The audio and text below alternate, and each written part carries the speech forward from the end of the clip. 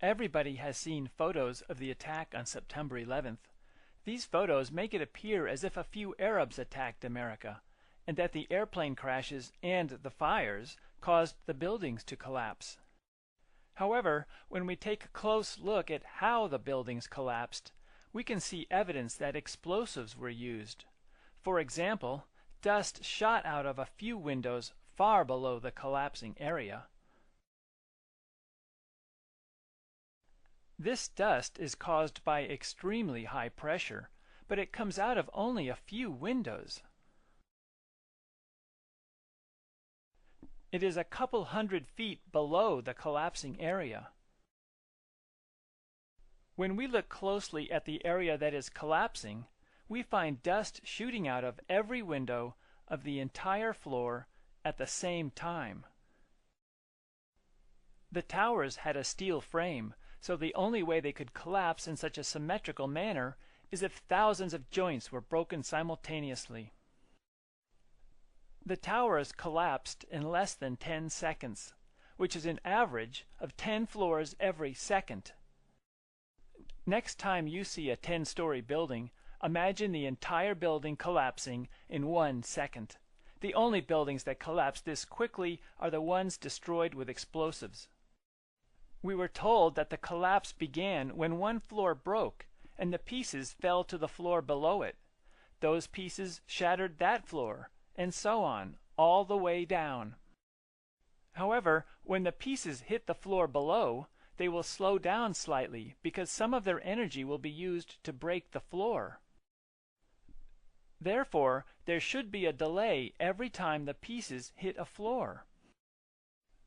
The towers had 110 floors, so if it took 1 second for each floor to be crushed, that would be 110 seconds.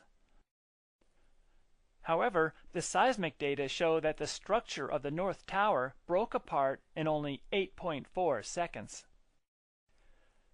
The collapse started at about the 94th floor. If you were to drop a rock from the 94th floor, it would hit the ground about 8.4 seconds later. This means that the building broke apart as fast as objects fall through the air. How can debris crash through steel and concrete floors as fast as they fall through the air? There is only one explanation. Explosives were placed in those buildings before the attack. The North Tower started to collapse when explosives near the 94th floor were detonated. The explosives were timed so that the joints were shattered before the rubble contacted the floor below it. In other words, the building broke apart in only 8.4 seconds because explosives, not falling debris, broke the joints. We were told that fire caused the towers to collapse, but no large building has ever collapsed from a fire. This 32-story skyscraper in Madrid, Spain, is a good example. The fire became so intense that it spread from one floor to the next, causing the building to look like a torch. This fire was much larger than the fires at the World Trade Center. The next morning there were still a few fires in the lower floors. Everything inside the building had been burned. Some sections of the building broke. A few portions at the top of the building collapsed. However, the building remained standing, and it continued to support a large construction crane at the top. By comparison, the fire in the South Tower was so small that it never spread to the other side of the tower. This inability to spread is proof that the fire was small. Furthermore, we know that firemen made it up to the fire zones of both towers because they used their handheld radios to send reports of their arrival. The fires were too small to kill firemen, so how could they be large enough to cause the South Tower to disintegrate after burning for only 56 minutes? The fire in Madrid was much more intense, and it burned all night, but it did not cause the building to collapse. Scientists created this temperature map of the rubble 5 days after the collapse. Obviously, the rubble would be cooler after 5 days. Also, firemen sprayed water on the rubble during those 5 days. However, one location in the rubble of Building 7 was above the melting point of aluminum, and so was one location in the rubble of the South Tower. How can a building fall down and 5 days later the pieces are hot enough to melt aluminum? The presidents of two different companies that were cleaning up the area said that steel had melted at the bottom of the basements in the towers and Building 7. These incredible temperatures are more evidence that explosives were used. The collapse of Building 7 provides more evidence of explosives. This was a 47-story building with a steel frame. It was not hit by an airplane.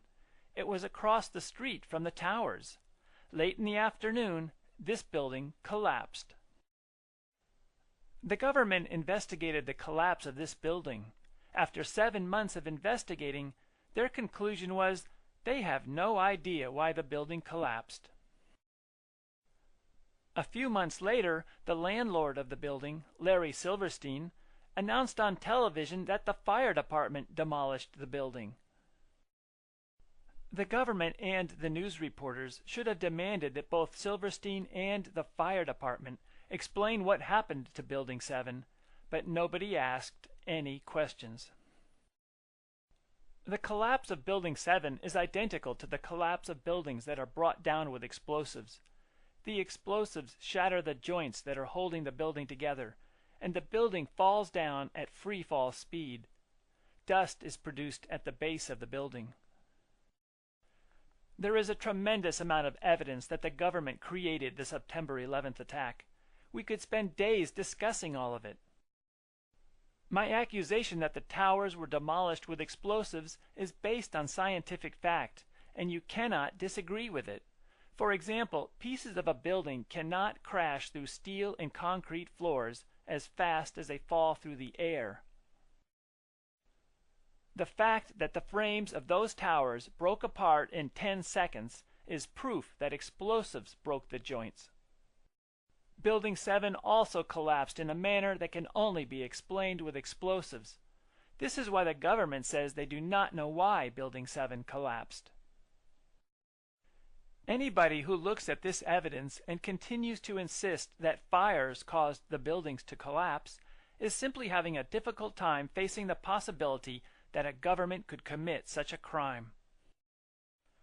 One reason it's difficult to believe that the government created the September 11th attack is because none of the major news agencies are talking about it.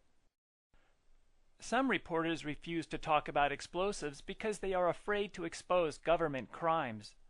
Another reason for the silence is that the television, newspapers, and magazines in America and Europe are controlled by a small number of people. These people suppress evidence of the explosives, and they suppress people who come forward to support us, such as the physics professor at Brigham Young University. Instead of reporting evidence of explosives, they show us photos of Osama bin Laden. This creates anger towards Arabs, and it fools people into thinking the Arabs are responsible for the attack. The news agencies are trying to manipulate emotions, not provide serious information. Almost every reporter ignores or ridicules those of us who show evidence of explosives in the towers. Already 3 different television networks have criticized us. These television programs do not provide serious information to counteract our arguments. Instead, they use insults to make people laugh at us. Here is how Penn and Teller introduced Jimmy Walter. And then there's this asshole. Man, that's way too soft. Let me try that again.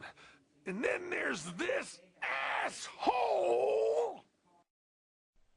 My book has been available since 2002, but it was ignored by the magazines and television shows until Jimmy Walter began advertising it. This is a portion of one of his full-page newspaper ads. Here is how Penn and Teller describe my book. He wrote a book called Painful Questions, an analysis of the September 11th attack. We show you the cover because if you ever see anyone carrying it, push them down a flight of stairs. Popular Mechanics refers to us as liars. The angry and childish attacks on Jimmy Walter and me could be a sign that the criminals are frightened that we are exposing them. However, when a criminal tries to cover up his crime, he runs the risk of releasing more information about himself. These television shows and magazines can help us understand who is behind the September 11th attack and how they get away with these crimes. The executives of the major television networks, newspapers, and magazines are involved in these crimes. They cover up the crimes by suppressing important information and by insulting those of us who expose the crimes. The news agencies that ignore or insult us are identifying themselves as either being incompetent news agencies or as members of the criminal network. In either case, you should not purchase their newspapers, magazines, or television programs. We could use our technology to build beautiful cities for ourselves with advanced train systems, but we need better governments and better news reporters. We must also prevent the criminals from getting control of the 9/11 organizations. I will give you an example. I had been invited to speak at a meeting about September 11th in March 2004 in San Francisco. However, a week before the meeting, I was told that I was not allowed to speak. They did not explain why I could not speak. The criminals are trying to get control of the 9/11 organizations so that they can remove people like me. They fool you into thinking they are on your side. They are trying to put all the blame on President Bush or Dick Cheney. They want to suppress the evidence that lots of people from several nations are involved, such as U.S. military officials, television executives, and some Israeli and British government officials. People often respond that they cannot do anything about this corruption because they are just an ordinary person of no importance. But everybody can help make this world a better place simply by showing our books, videos, and websites to your friends. So help us educate and encourage people. Let's make this a better world.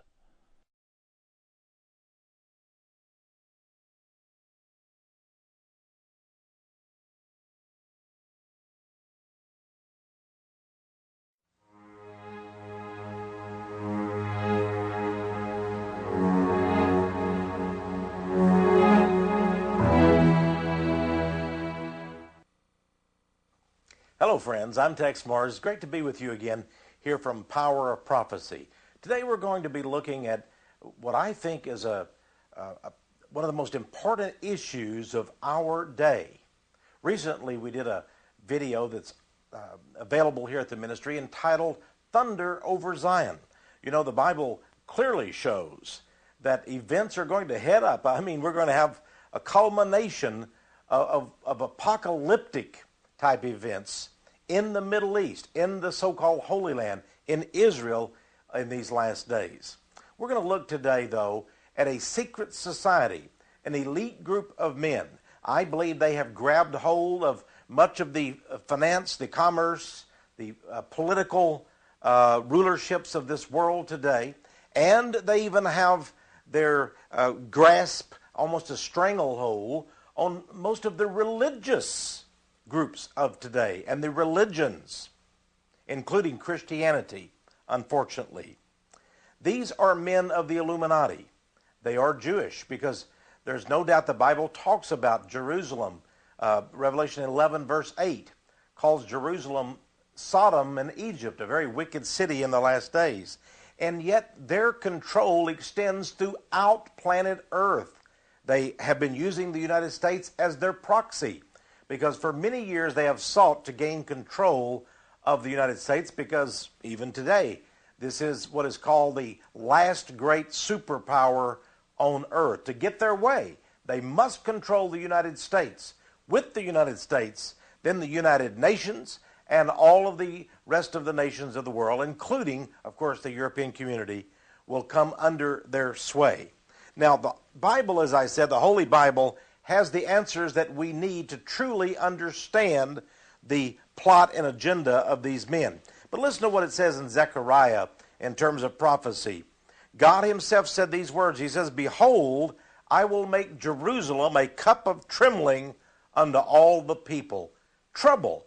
And there never seems to be an end to the trouble in Israel, the trouble among the Jews. Then Isaiah 59 verse 8 talks I believe, of the Illuminati, the Jewish Illuminati. It says, the way of peace they know not, and there is no judgment in their goings. They have made them crooked paths.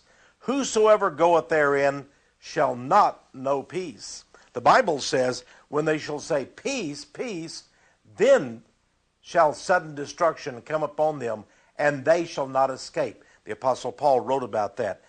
A lot of people ask me, Tex, is there proof that there exists this secret elite, this Masonic influence in the world today? I'm convinced there is, and they themselves admit this in many of their most august writings. For example, Manly P. Hall, who was called by the Scottish Rite, that is the largest distribution magazine in the Freemasonry world. Manly P. Hall died a few years ago, but he wrote many books, and he was called in the Scottish Rite Journal, it was called the greatest Masonic scholar of the 20th century.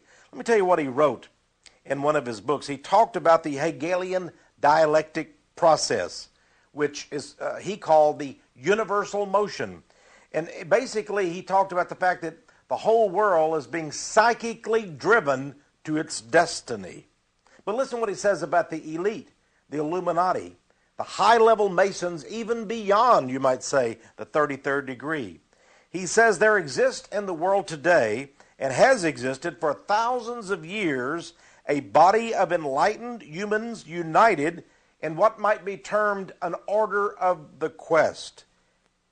Mr. Hall said it is composed of those whose intellectual and spiritual perceptions have revealed to them that civilization has a secret destiny. Manly P. Hall, of course, would know these things because, as I said, he was called the greatest Masonic scholar of the 20th century and was a 33-degree Mason. One of the classic books he wrote is entitled The Secret Teachings of All Ages. Many people wonder aloud today, Freemasonry, is it Jewish? Can we say that it is comprised almost virtually of Jews? Well, one thing is for sure, it is controlled, I believe, behind the scenes by high-level Jewish interest. You know, many, many years ago, from Chicago, Illinois, was a publication that came out called Women's Voice.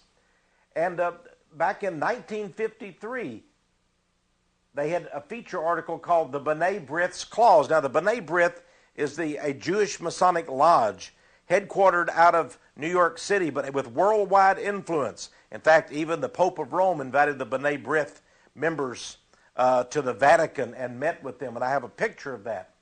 But notice also this headline in Women's Voice. It says, Freemasonry is jewelry.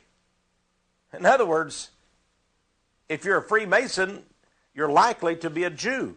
I've noticed as I've gone around the United States and visited many Masonic lodges and, of course, the House of the Temple of Washington, D.C., I've noticed that the prominence and the predominance of the Jewish six-pointed star, the Star of David that you see on the flag of Israel, it seems to be everywhere in Masonic lodges, and there's a reason for that.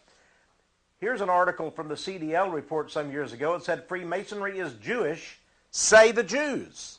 So we're not talking about, defaming or slandering Jews. They say that this is true. In the book Anti-Semitism by Bernard Lazare, he says there were Kabbalistic Jews around the cradle of Freemasonry, as certain rites still in existence prove conclusively. They were at the very cradle, at the origins, at the beginning of Freemasonry. Now, Rabbi Isaac Wise, way back in 1855, had this to say. He stated, Freemasonry is a Jewish establishment whose history, grades, official appointments, passwords, and explanations are Jewish from beginning to end.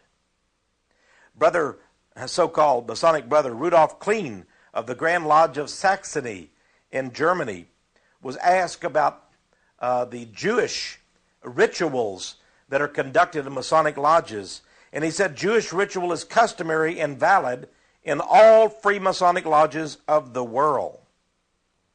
In the Jewish Tribune newspaper way back in 1927 in the United States, we read, Freemasonry is based on Judaism.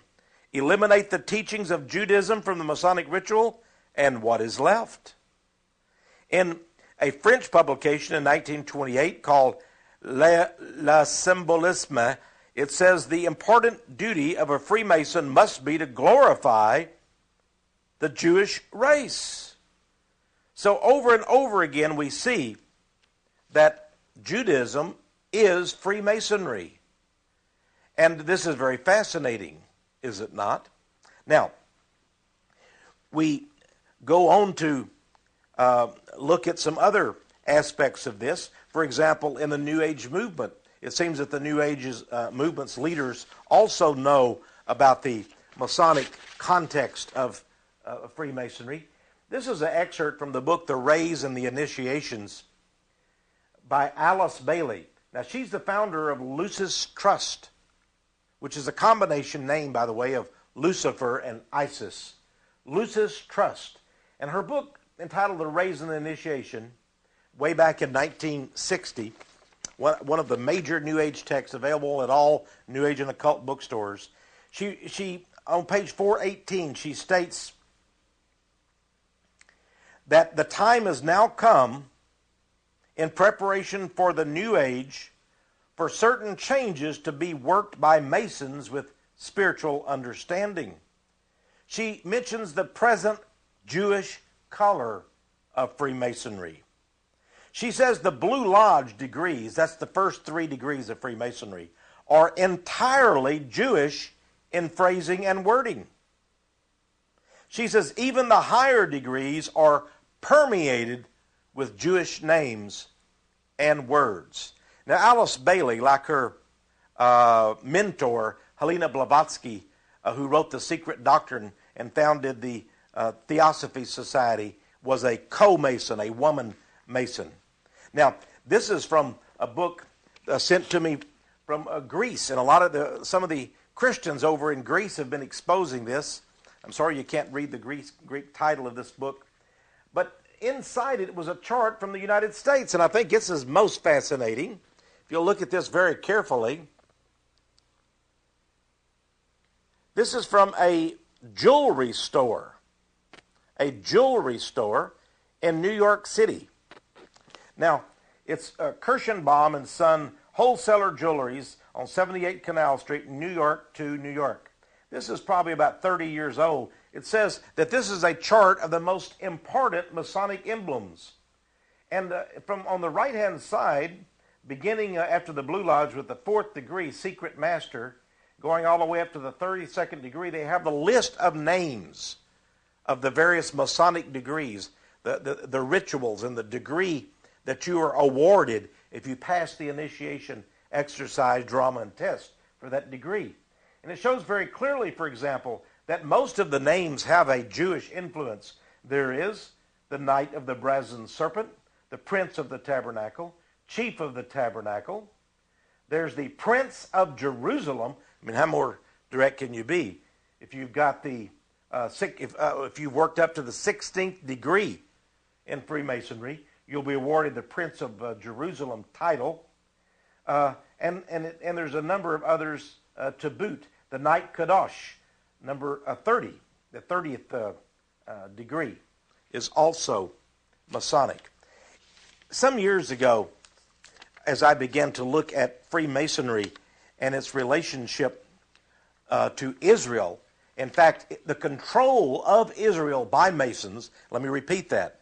Today, Israel, the nation of Israel, and the higher level Jewish positions in banking, finance, the media, the corporate world in the United States and Europe, and let me go on and include South America, Asia, and other continents in that as well. The higher level positions are all held by Masons, Freemasons. So the Masonic Lodge and Judaism or Jewry are deeply connected. Now, in a magazine called Inside Israel, the August 1996 edition, now this is an Israeli source, a Jewish source, it gave this fact, and by the way, this was also reported in Mahariv, the daily newspaper in Tel Aviv and by other Jewish sources in the nation of Israel. Let me just read a little bit to you here. It says, on May 3rd, 1996, Tel Aviv police raided an apartment, joined by reporters from the state-run television news program and the daily newspaper Devar Rishon. They found a bizarre scene. The walls were covered in Latin script. Skulls and bones graced the shelves. Swords were crossed and mounted around an altar. 5 doors led to secret passageways with red blinking intruder warning lights. The news report the next day announced, quote, the apartments were used for ceremonies by the Freemasons, an organization whose membership, now we're talking about Israeli membership, Jewish membership, whose membership boasts cabinet ministers and high-ranking army officers. Fascinating. Goes on to say that in spring of 1994, 2 other Israeli publications, Yediat Aronot and the Shishi, published long articles about Freemasonry in Israeli society. Both newspaper reports agreed that Prime Minister, that is the late Prime Minister, Yitzhak Rabin, had been a Mason since the 1960s, and that in 1976, Rabin presided over a large Masonic convention in Jerusalem. Benjamin Netanyahu, the Prime Minister, was also said to be a Mason. He was recruited when he was Israel's ambassador to the United Nations in New York City in the 1980s. Both newspapers observed that King Hussein, now he's a Muslim, isn't he? Yes, he is. He's an Arab. But King Hussein of Jordan had been a high-ranking and proud Mason who often traveled to London, England, to participate in secret Masonic ceremonies. Quite fascinating, isn't it?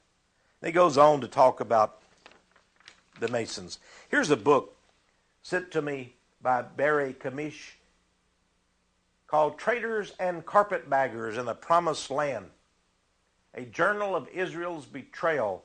Mr. Kamish is a very fascinating writer.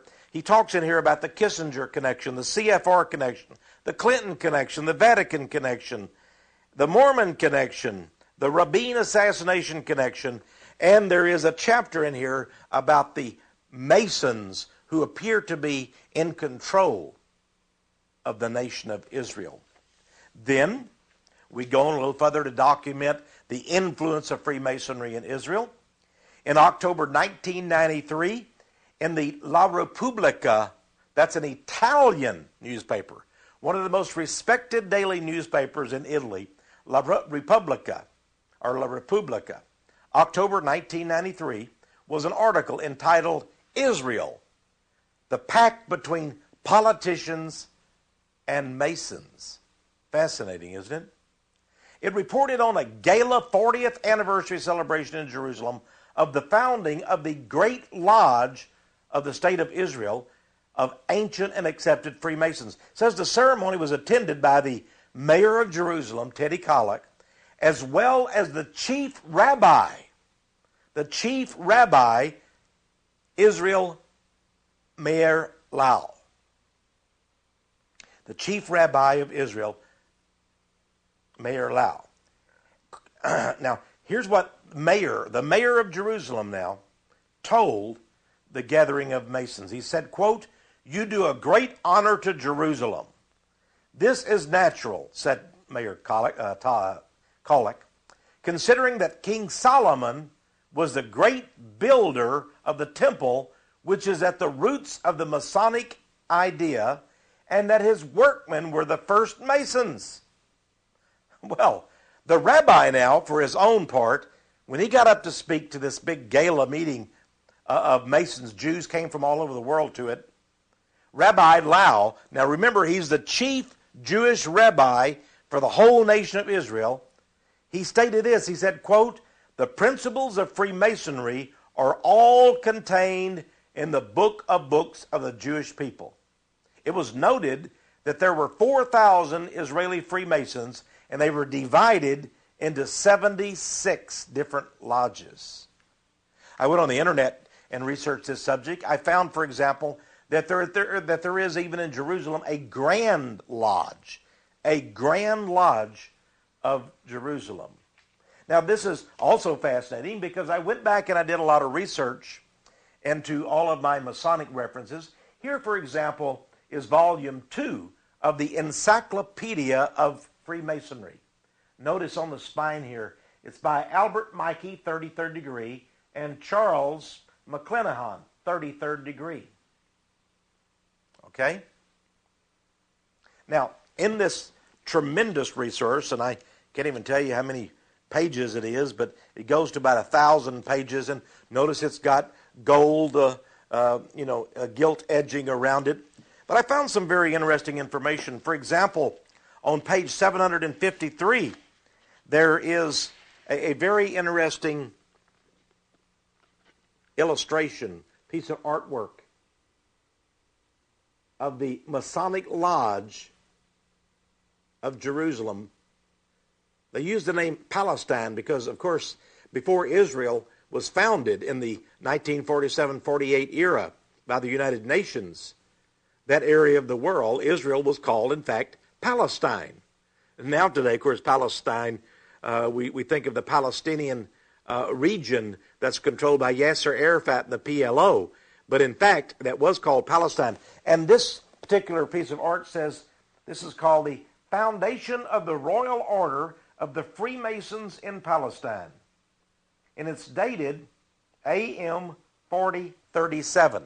Now, AM 4037, you see, the Masons have a different, they refuse to accept the chronological system that goes all the way, the AD that we use, because AD means Anno Domini, or after Christ. So they use their own system, the year of light. This means that this picture of this lodge of the Freemasons in the country of Palestine can be dated back 1,700 years. 1,700 years. Now, we're going to reveal a few secrets to you here about the Masons and the Jews. I'm going to show you a couple of pictures of Jewish Masons who set tremendous, let's just say they set records for bloodshed and bloodthirstiness. Here is a gentleman, for example. I hesitate to call him a gentleman. His name, Karl Marx. Karl Marx. He's called the father of communism, of course. Lenin, Trotsky, Stalin, and the others took his ideas and, you might say, ran with them. Now notice as you look again at the body of Karl Marx, notice that his hand inside his jacket in a very strange position. Of course, that is a Masonic hand sign. That is a Masonic hand sign. He then was a Mason. And by the way, my research shows that he also was a high priest of the Church of Satan. Not the one founded by Anton LaVey in 1966 in California, but the long-standing Church of Satan. He was indeed a satanic priest. He was with a group called the League of Just Men, and he worked very close with a Jewish Zionist. He believed in a new world order for Zionism. He was a Jew. But of course, he was also a Jew, interestingly enough, who hated God. Now, we also have a picture of another, let's just call him, let me clear my throat when I call him that, another gentleman. Here is Vladimir Lenin. Lenin was also, it is now admitted after the fall of the USSR and the breakup of all their republics under Mikhail Gorbachev, more recently and Boris Yeltsin, it's now admitted that this man, Vladimir Lenin, who founded communism within the USSR, he, Trotsky, Stalin, and others, that he was indeed a Jew. And he was married to a Jew, Miss Krupskaya. So Lenin was 100% a Jew. His mother was a Jew. This was a secret that the Russians kept from the people until just recently, and now the history books are now recording that he was Jewish, as was the number 2 man of the Soviet Communist Revolution, the Bolsheviks, that was Trotsky. He also was Jew. In fact, of the 5 founders, Stalin was not one of the 5 founders, but of the 5 founders of communism, the top 5 founders of communism in Russia, all 5 were indeed Jews, and all 5 were Freemasons. So we have the Masonic Jewish connection. Now, since we know that under communism, probably as many as, it is said, we have really no idea, 25 to 50 million Russians and from the other republics have been massacred, tortured, purged, sent to Gulag concentration camps. Now we can attribute this to those Jewish communist Bolsheviks, of course led by the ideology and the satanic writings of Karl Marx back in the 19th century. Now let's move on up to today. And I believe that the Jewish Masons who run Israel and to a great extent run the United States and Europe today, these men are no less bloodthirsty in my opinion. They just cover it up a lot better. You know, I receive a newspaper called the Jerusalem Post, and I'd like to show you, if I could, an article. In fact, I've made a copy of it so it'd be a little bit easier to show here on television. This is an advertisement in the Jerusalem Post newspaper of November 1994. Let me try to hold that a little straight here for you. Notice the sign at the top is the Grand Lodge of the State of Israel logo. This ad says, the Grand Lodge of the State of Israel of ancient, free, and accepted Masons. And it's addressed to the Masons of Peace. Who are they? Well, the Honorable Yitzhak Rabin, Prime Minister of Israel, His Majesty King Hussein of Jordan, and the Honorable Bill Clinton of the United States. It says, with warm fraternal congratulations on the signing of the peace agreement between Israel and Jordan. And it's signed by Ephraim Fuchs, President of the Israel Order of Masons. Here we have an admission. He's actually inviting them when they came over for the peace, for a talk with, there was a big Masonic gala extravaganza to be held, and he welcomed Rabin, Hussein, and Clinton. Now remember, Rabin, of course, was the prime minister of Israel, a Jew. But King Hussein of Jordan was a Muslim. And Bill Clinton of the United States was said to be a Christian. But they all were fraternal brothers and Masons and Illuminati, shouldn't we say? Well, today's front page put up by my good friend John Barella had this picture. And of course, this was in all of the newspapers, on television. There were the secret, the agreement that was signed that this talks about. These 3 Freemasons meeting. You see Prime Minister Rabin on this side here. Here's Prime Minister Rabin on this side. In the middle, President Clinton. And on the other side, we have the King of Jordan, Hussein. Now, fascinating as it is, Prime Minister Rabin was assassinated, the Prime Minister of Israel, and the King of Jordan, Hussein, died of cancer since this picture was taken just a few short years ago. Clinton, of course, still seems to be in his heyday, and his wife fully intends to run for president very soon. But in any case, here we have these 3 Masons. Now, I'd like you to look very carefully. You can't really maybe get a close-up, but I wish you could, because if you saw the position of their hands, here I have another picture. It might be a little bit better from another newspaper.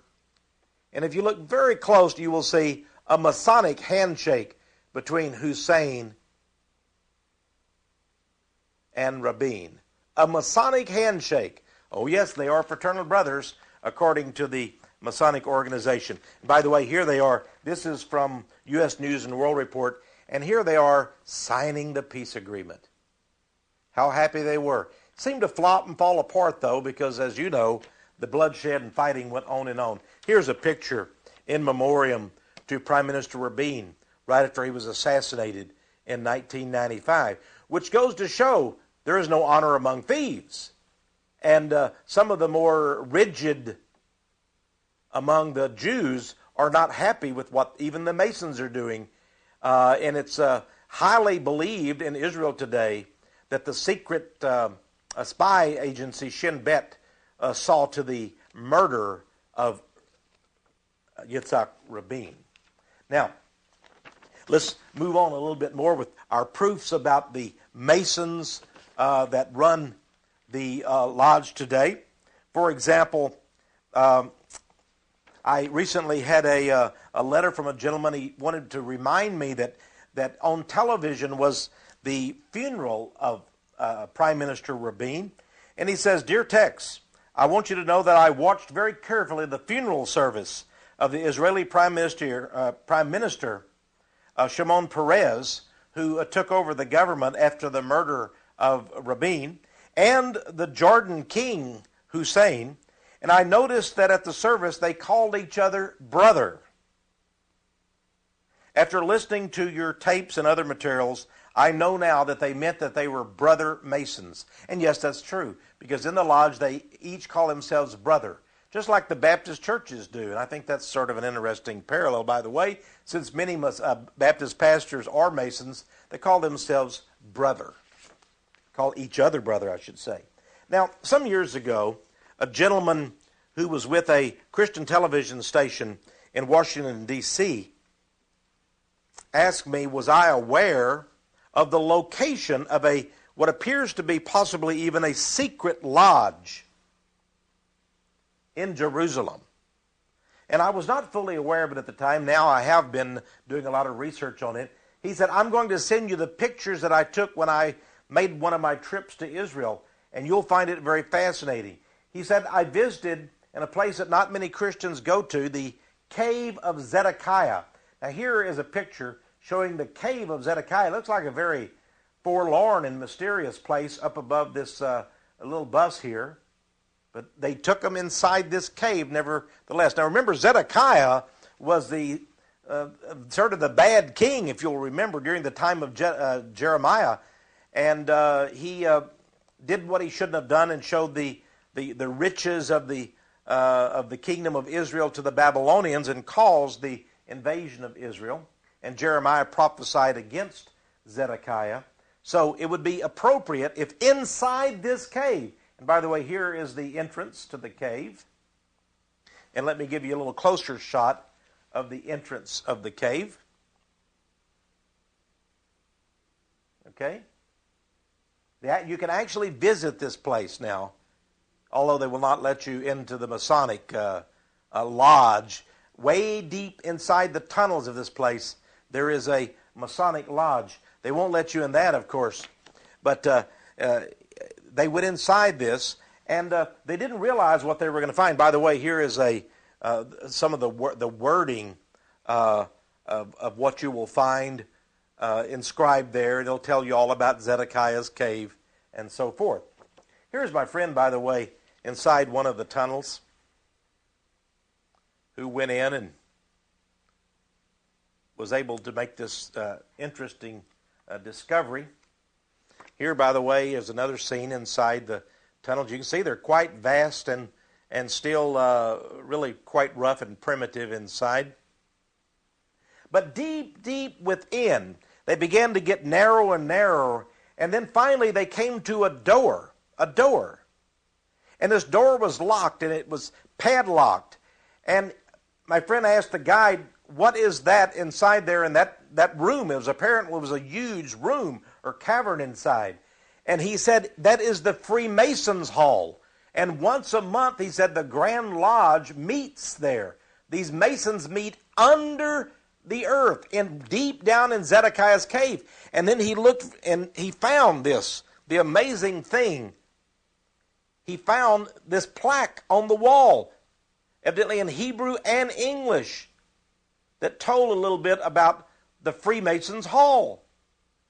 The Masons, the Masonic Lodge, actually meets deep under the earth in the Cave of Zedekiah. Well, how appropriate for Freemasons. Here's an article that came out of, I got this out of the book Secret Societies and Psychological Warfare by Michael Hoffman. I want to give him credit, pages 50 and 51. But this article out of the Canadian Jewish newspaper back in 1990, page 29. Picture of a Mason. You can see all of his regalia, his apron and so forth, and the sash and so forth. It says, Cohen, Samuel H. Cohen, is named to the Grand Lodge. And this article says, Samuel Cohen, a native Torontonian from Toronto, an active community leader, recently became the third Mason in the organization's history to become the Canadian representative to the Grand Lodge of the State of Israel.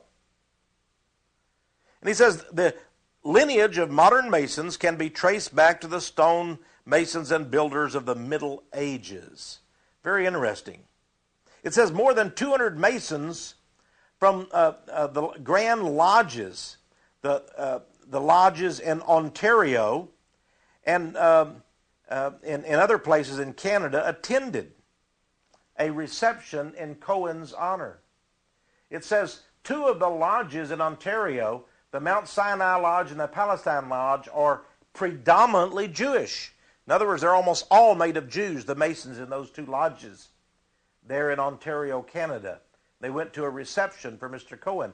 So the Grand Lodge of Jerusalem of Israel actually has representatives from all nations of the world, and this was the Canadian representative. Let's look at some of these Masons in the Middle East area then who have affected world history. Here is the king of Jordan, King Hussein.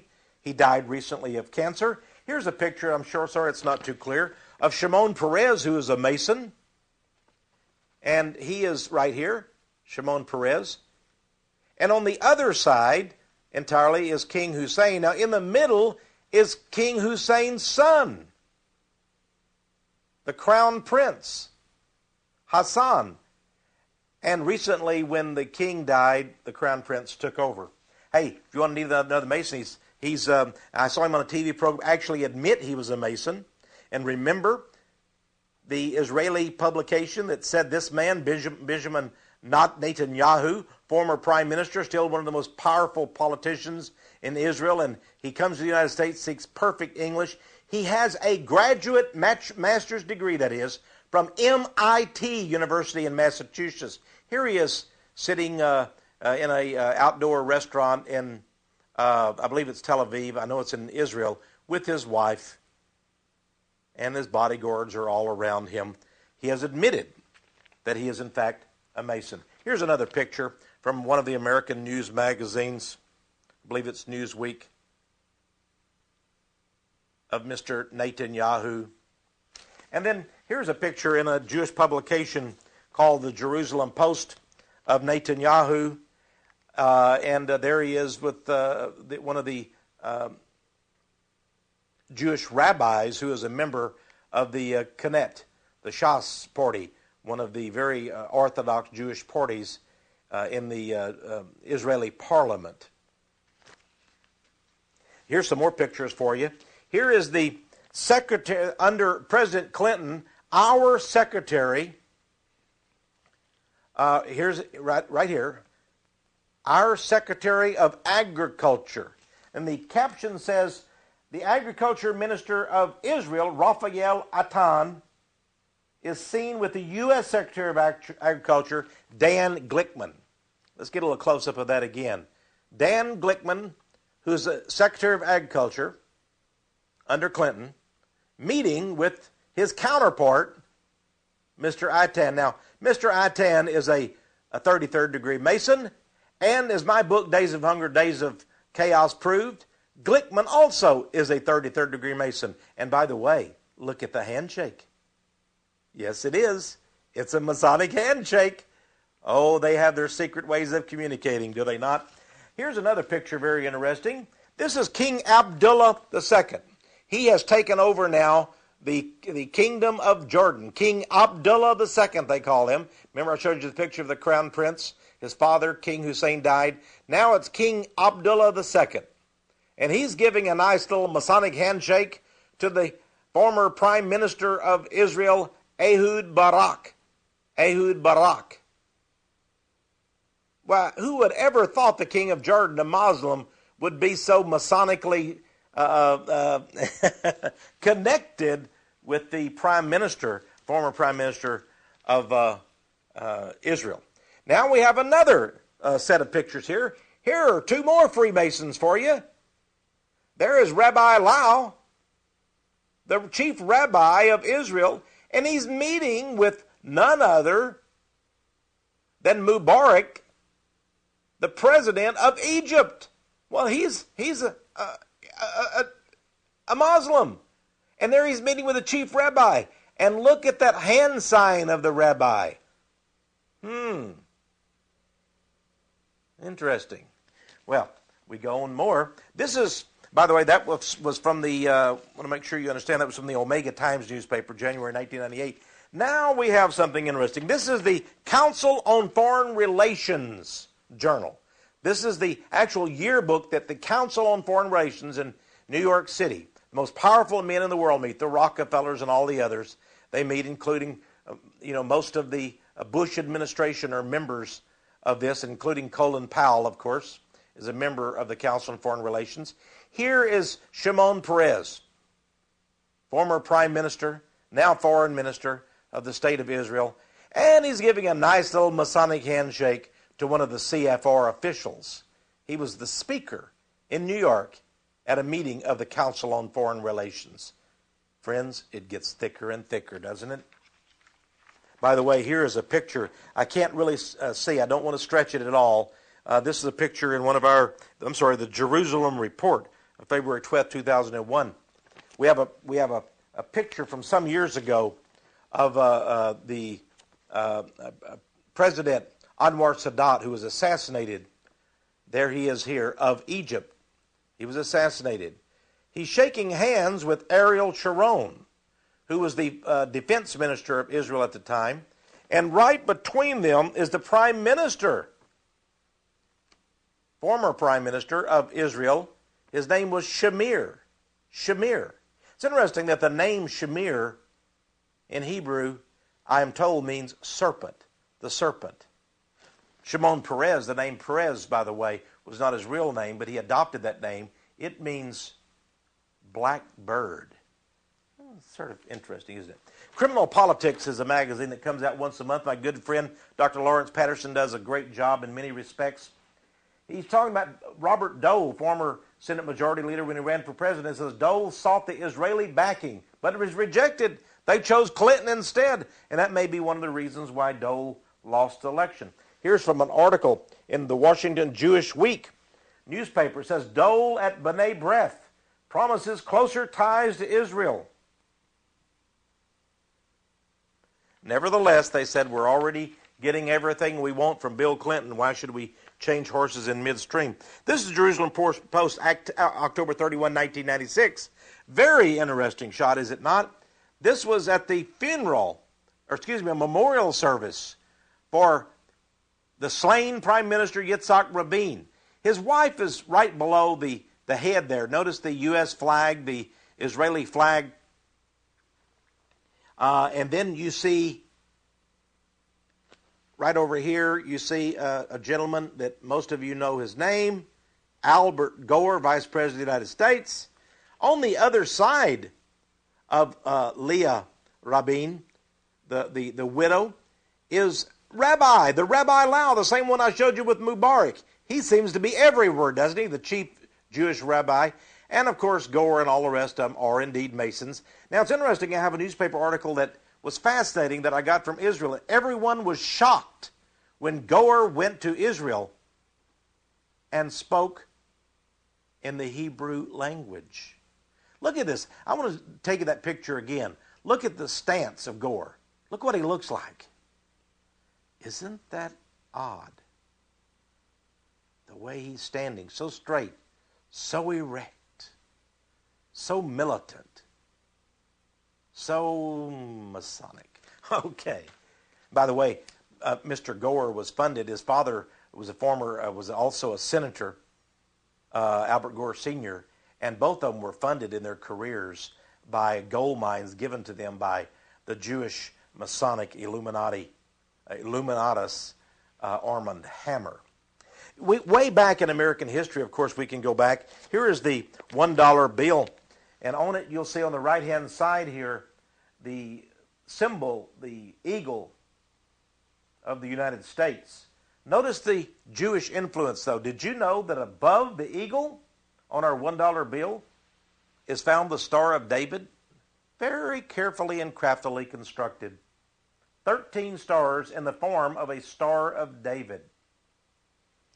Look very carefully. Get out your dollar bill. I'm sorry if you can't see that clearly, but get a dollar bill out of your billfold and look at it. Then, of course, over on the left-hand side, you see the pyramid with the all-seeing eye and the words Novus Ordo Seclorum on this side of the dollar bill. There again, the Masonic symbol. Both the Jewish Star of David and the pyramid are found on the U.S. $1 bill.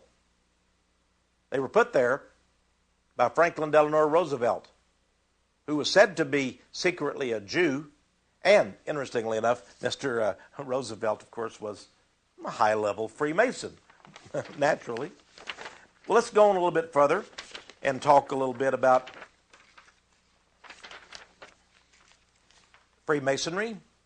We have, for example, the B'nai B'rith. I'd like to talk a moment about the B'nai B'rith of Freemasonry. The B'nai B'rith, says this article in the Chicago Tribune of April 18, 1993, B'nai B'rith. Now remember, I told you that is the Jewish Masonic Lodge. They also control the Anti-Defamation League, the ADL, the B'nai B'rith, very powerful Freemasons, headquartered out of New York. But yet this article says that they are a target of a police probe. It turns out they've been spying on Americans. That's what I call it, in my opinion, spying, keeping files and records on pesky and troublesome Americans that they don't agree with, their politics. And they work very closely with the FBI and the CIA. I believe the Jewish ADL and the B'nai B'rith, this Jewish Masonic Lodge, my opinion is they control the FBI. Remember, the founder of the FBI, J. Edgar Hoover, was a 33rd degree Freemason and was thought to be Jewish as well. Here's a picture of a no-good, the late Roy Bullock. He was also arrested by the police. Look at that thug, if you will. And it was said that he was breaking into people's apartments and stealing materials and such as that. And Bullock was an agent, evidently, for the Jewish ADL. Now, because of their political influence, many of the charges were later dropped, I understand.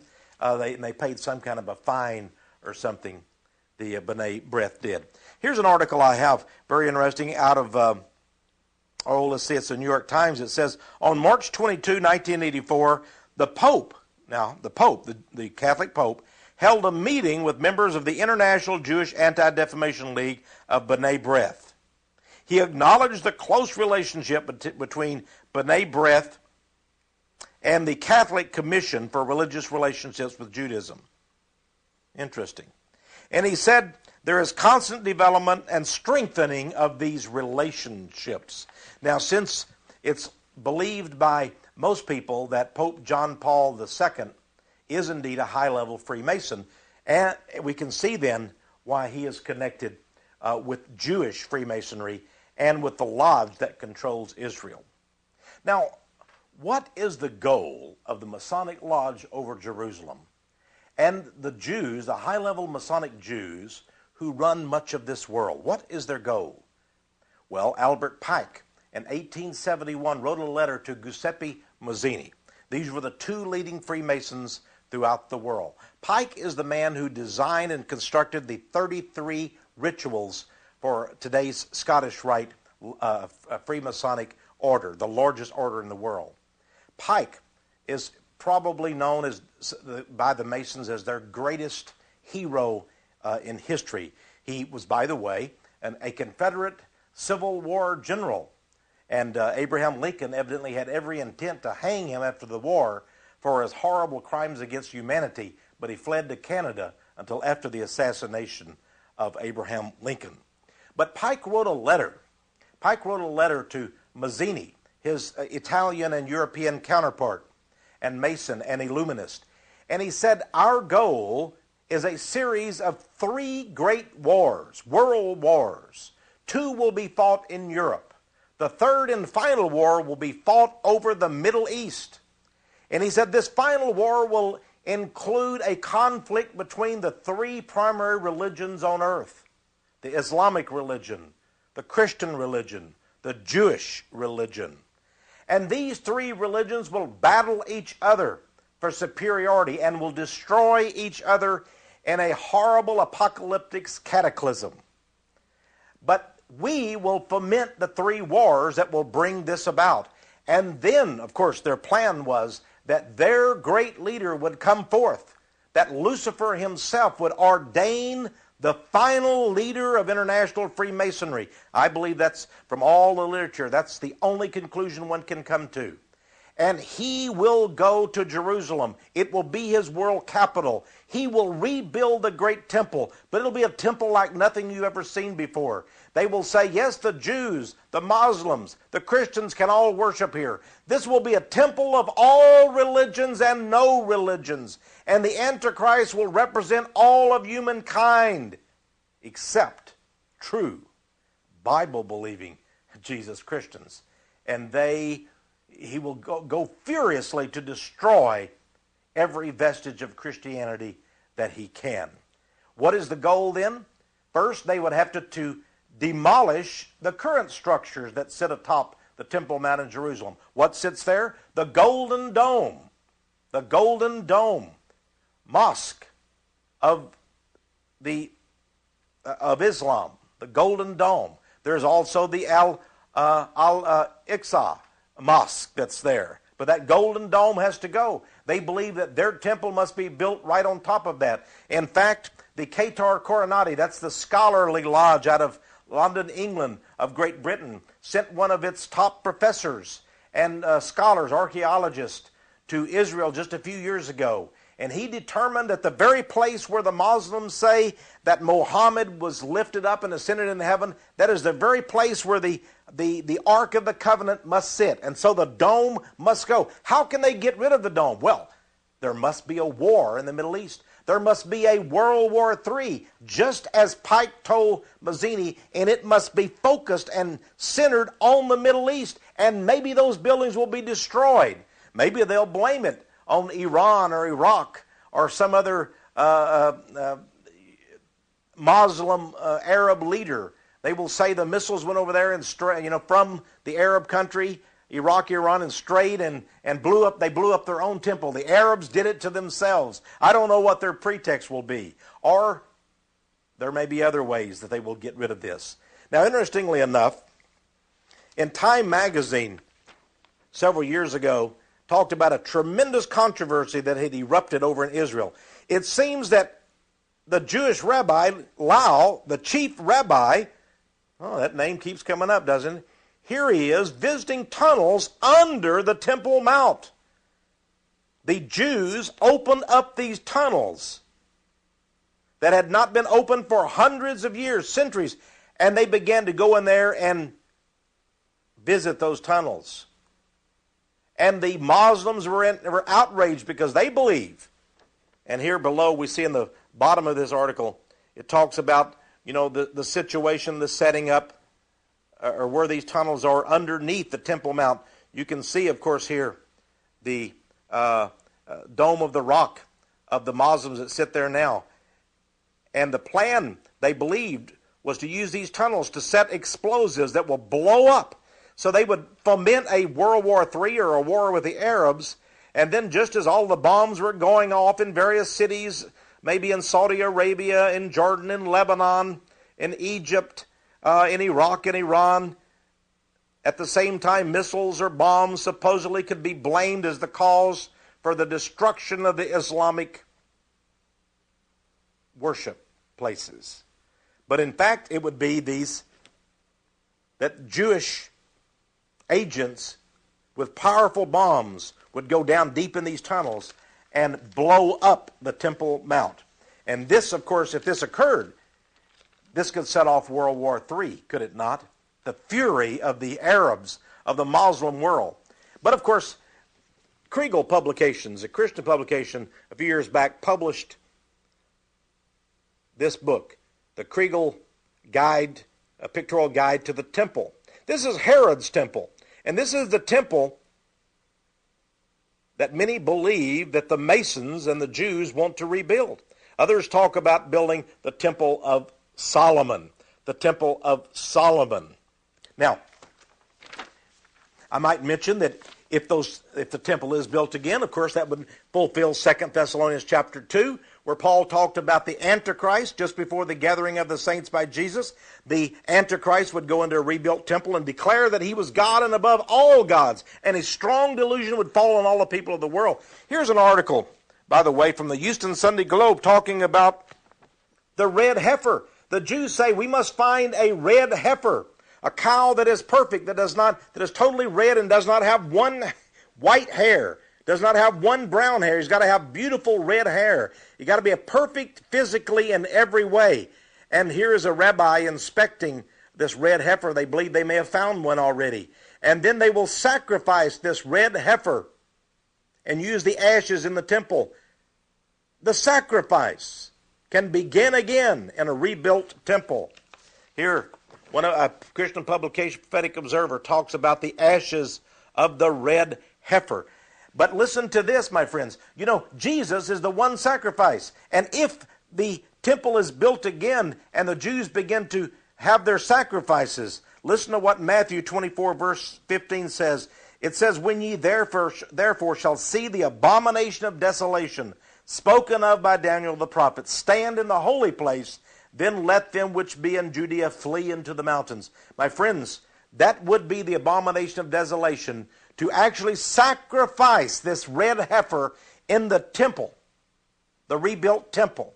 Of course, the Bible makes very clear that another temple is going to be built someday, a temple built without hands, and there will be a new Jerusalem, not this earthly Jerusalem, a Jerusalem constructed by Jesus Christ. In the book by Ice and another gentleman, here is a picture of the entrance of the rabbinic place in the Jerusalem, where they are now training rabbis and workers to go into the rebuilt temple and to conduct the sacrifices.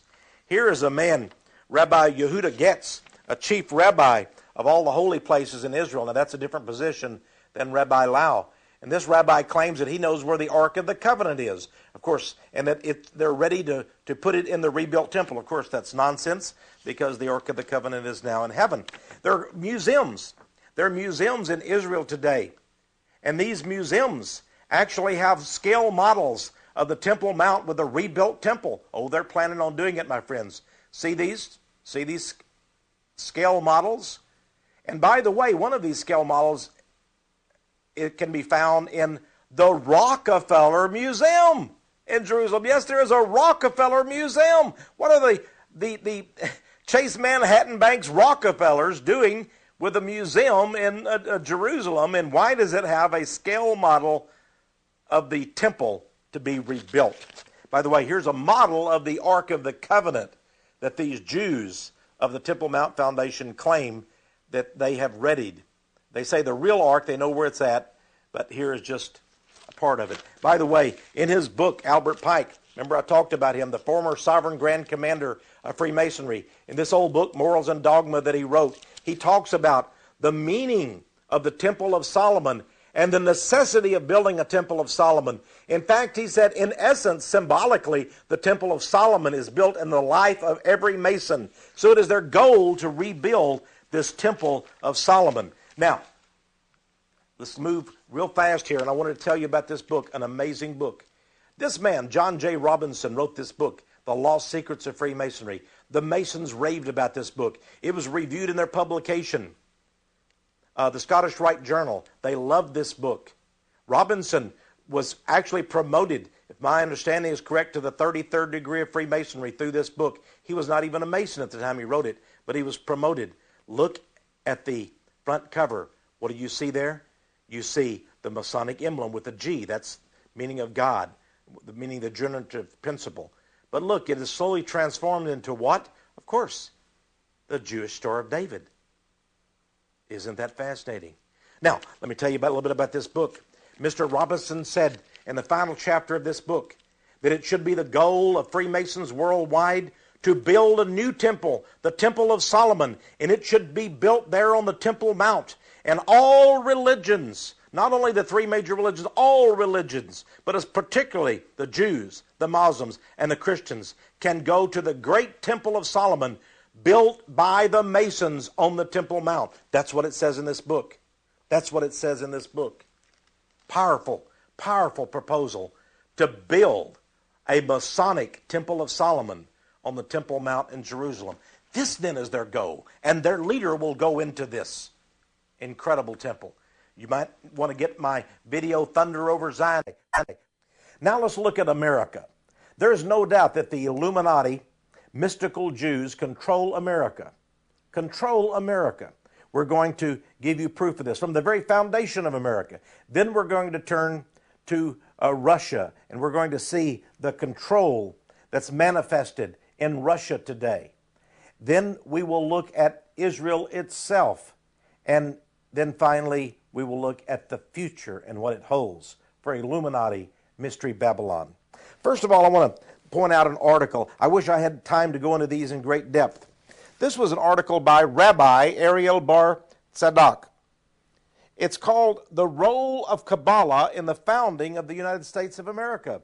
The role of Kabbalah. Kabbalah is a Jewish system of occult witchcraft and magic. And this rabbi says that, in fact, the very founding of America was based on the Kabbalistic witchcraft religion of the Jews. Of course, he doesn't call it witchcraft because he believes it's holy. But we're going to talk about that. A lot of people don't understand this, my friends, but if you look at the $1 bill and you go to the back, you not only see the all-seeing eye of Horus, the sun god, here on the pyramid, but look on the other side of the dollar bill.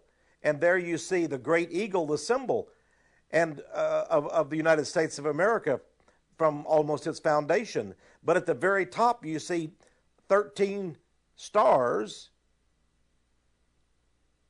in the sun's glory in a circle.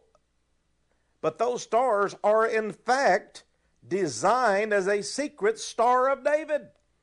The Jewish Star of David reigns over America and has from the very beginning. This is the Great Seal of the United States.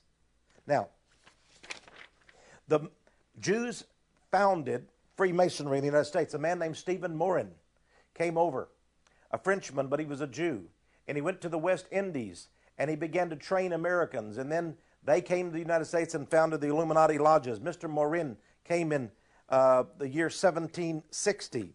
And I have much documentation on this. This is from the New Age magazine. Remember, the New Age magazine. It's now changed its name because it was a little bit too enlightening to us. It's now called simply the Scottish Rite Journal. This is the largest Masonic organization in the world. And here is just one of their issues from several years ago. It says, "I am proud to be a Mason," and has a picture of a rabbi on the very front cover. Because Jews today are at the forefront in international Freemasonry. And listen to me very closely, my friends. There is a Grand Lodge of the State of Israel. There is a lodge, a Masonic Lodge of Jerusalem. They meet secretly in Zedekiah's cave, deep under in the tunnels underneath Jerusalem today. And I proved that in our video, The Masonic Lodge over Jerusalem. Now let's get to America again. Remember what I just told you, that from the very beginning, Jews, Illuminati Jews now, not just everyday Jews, Illuminati Jews, the elite, have control much of what happened in America, even to our very foundations.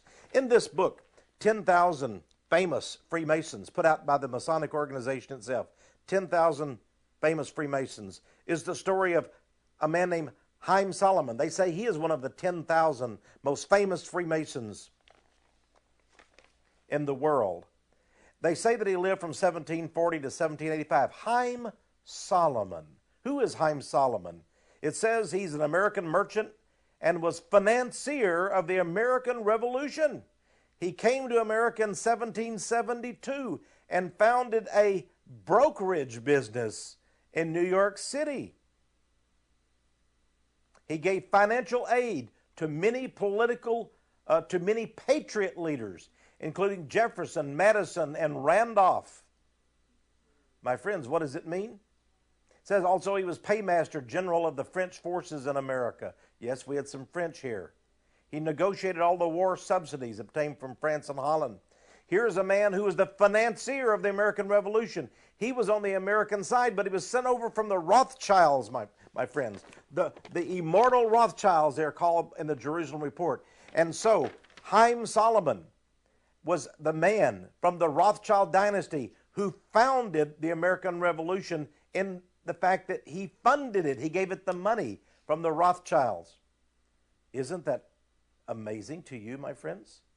That America was founded with Jewish money from the super bankers, the head of the Illuminati in Europe and throughout the world at that time, and even today, the Rothschild family.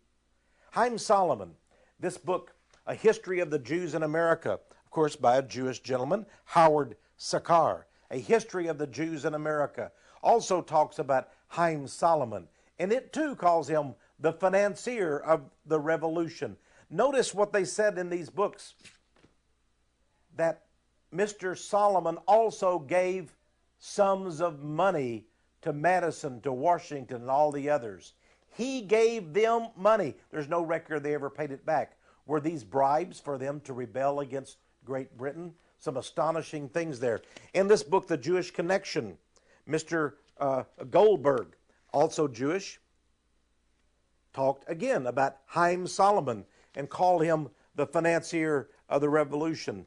Also in the book, he says that Mr. Solomon, this is on page 154 of the book, that Haym Salomon gave people such as Thomas Jefferson, James Madison, and James Monroe money. They acknowledged their personal debt to Solomon, who is, quote, a wealthy Jew who helped finance the American Revolution. Solomon helped the economically struggling future presidents when the U.S. Treasury ran short by advancing them money with which to live. The presidents of the Continental Congress were given money to live by Mr. Solomon. You know, Cornwallis, the general who lost to Washington, said something in the book Legions of Satan by Jonathan Williams in 1781. Now remember, this is the general that lost to Washington. And he said this, he said, a holy war will now begin on America. And when it is ended, America will be supposedly the citadel of freedom, but her millions will unknowingly be loyal subjects. Your churches will be used to teach the Jews' religion, and in less than 200 years, the whole nation of America will be working for divine world government. All religions will be permeated with Judaism without even being noticed by the masses, and they will all be under the invisible, all-seeing eye of the grand architect of Freemasonry. That was what General Cornwallis said to Washington. Now, we move on in history just a little bit. We get to President Harry Truman. President Harry Truman. Let's see if we have a picture of Harry Truman. Yes, we do. Harry Truman, president right after Franklin Roosevelt. Of course, we could talk about Franklin Roosevelt all day because he so favored the Jews, and Bernard Baruch, the Jewish financier, also ran the FDR administration. In the book by Israel Shahak called Jewish History, Jewish Religion, Israel Shahak is a great Jewish man. He passed away just a few years ago. And Israel Shahak talked about these kinds of things. The foreword of the book was by famous novelist Gore Vidal. He said there that John F. Kennedy, President John F. Kennedy, had confided to him that Harry Truman went to the United Nations and asked that Israel be made an independent nation after World War II because he was given $2 million in bribe money in a suitcase. It was brought to him by wealthy Jewish financiers on his campaign train. Of course, Harry Truman was a 33rd degree Mason. Now, what other presidents have been controlled? I believe most of the American presidents have been controlled by Jewish influences, especially in recent years. This is some material somebody sent me. This is actually the page out of the West Point yearbook. Now, the U.S. Military Academy that we just call West Point in New York State. Picture of a man. And guess who it is? It's Dwight D. Eisenhower when he graduated from West Point. His yearbook says something very interesting about him. It notes he's from Abilene, Kansas. Let me just read it to you. It says, this is Sr. Dwight David Eisenhower, gentlemen, the terrible Swedish Jew. They call him a Jew. Maybe Americans didn't know they had a Jewish president. But isn't that interesting that they call him the Swedish Jew in the U.S. Military Academy's yearbook? Now, we go into one president, Richard Nixon. Evidently, he didn't get along with the Jewish elite and the Illuminati. He said this. This was on the tapes released, Nixon tapes released by the National Archives. President Richard Nixon said in a private conversation, Jews are all over the government. Most Jews are disloyal to America. Most Jews in America, he said, are disloyal to America, meaning their first loyalty, even if they're, American citizens, even if they were born in America, according to Nixon, most Jews, their first loyalty, those in high up levels of government, is to Israel, not the United States. They have a splitting then of their loyalties, but most of the loyalty, he said, goes to Israel. Some people said, why, he was paranoid. He was anti-Semitic.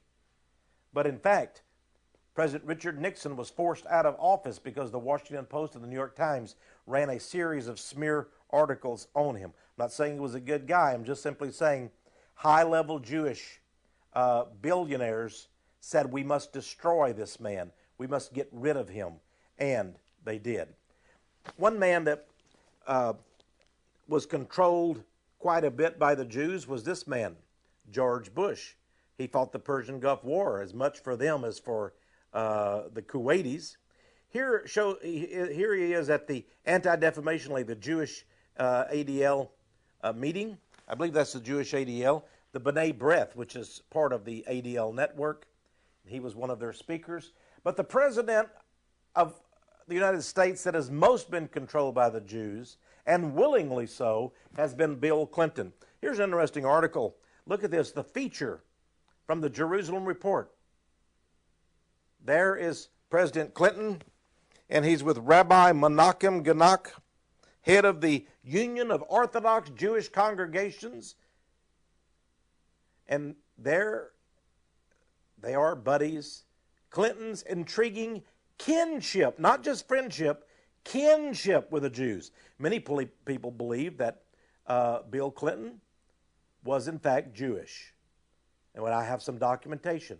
Hillary Clinton, during the final year of the Clinton administration, she actually admitted that she was Jewish. She said, my grandmother was Jewish. She actually spoke Yiddish. Hillary Clinton made many of these same kind of admissions when she was running for senator in New York. Hillary Rodham Clinton is Jewish. She says she is. And it's been in all the New York newspapers. Now, when we look at the people who spent the night at the White House, and remember how Clinton, they said, charged people to spend, actually all of his benefactors and big givers, political givers, stayed at the White House.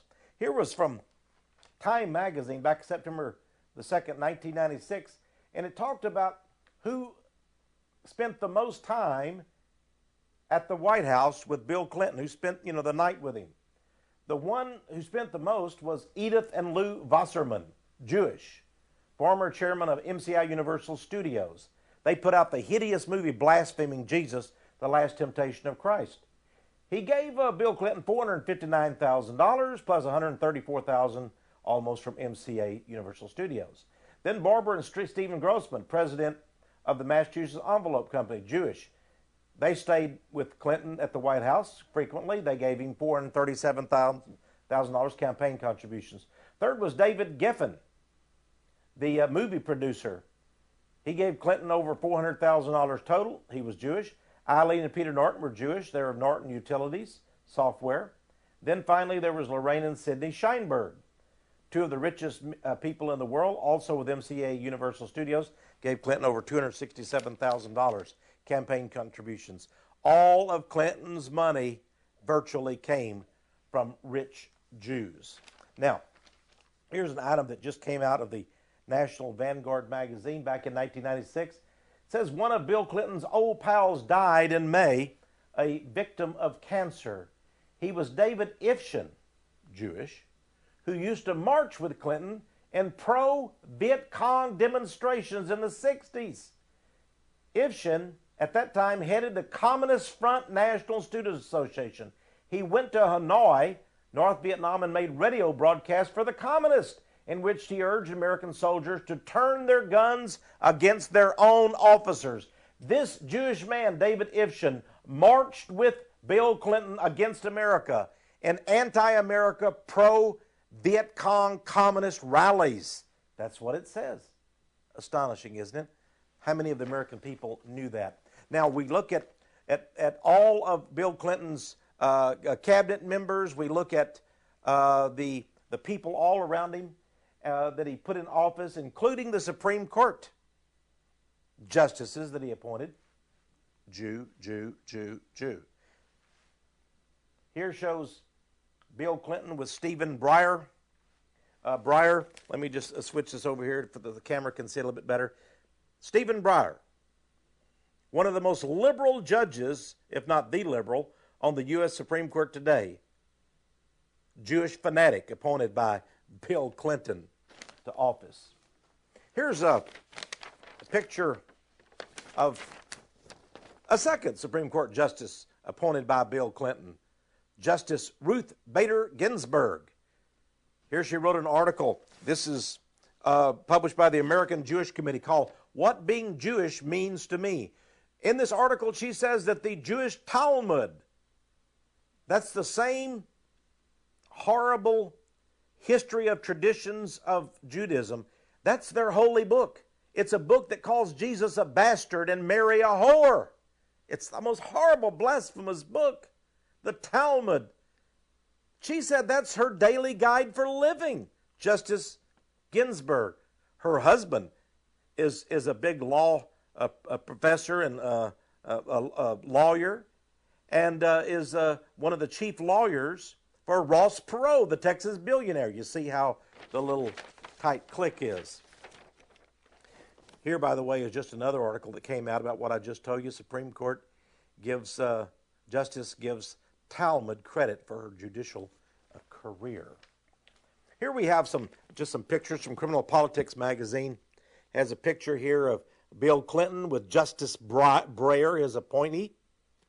And then below that shows a picture of Bill Clinton in a Jewish synagogue. Notice the yarmulke, the skull cap on his head. By the way, some more people who have made note of the fact that the Jews now run Clinton's court. This is from the bulletin of the Committee to Restore the Constitution. They noticed that. And then we have this article by Avanon Bar Yosef, a Jewish reporter from the Hebrew Press. Look at that. The Jews who run Clinton's court. Even the Jewish press sources knew that to be so. Now, Time magazine had an interesting cover. Talked about the most powerful financial mavens in America. Here is Alan Greenspan. He's Jewish. They say he's the most powerful man in the world. He runs the Federal Reserve System, the banking system of the United States, which controls the banking system of the world, supposedly. Of course, there's the little deal of the Rothschilds who control it, but that's another matter. There we have Alan Greenspan, who's Jewish. And then on the side of Greenspan, right here we have Mr. Rubin, the Secretary of Treasury, a Wall Streeter under Bill Clinton. He's the Secretary of Treasury. On the other side of Alan Greenspan, we have Mr. Summers, who's head of the economic advisors for Bill Clinton. There they are. And it says this is the committee. Look what it says there. The Committee to Save the World. They keep the world from financial disaster. They watch over the stock market.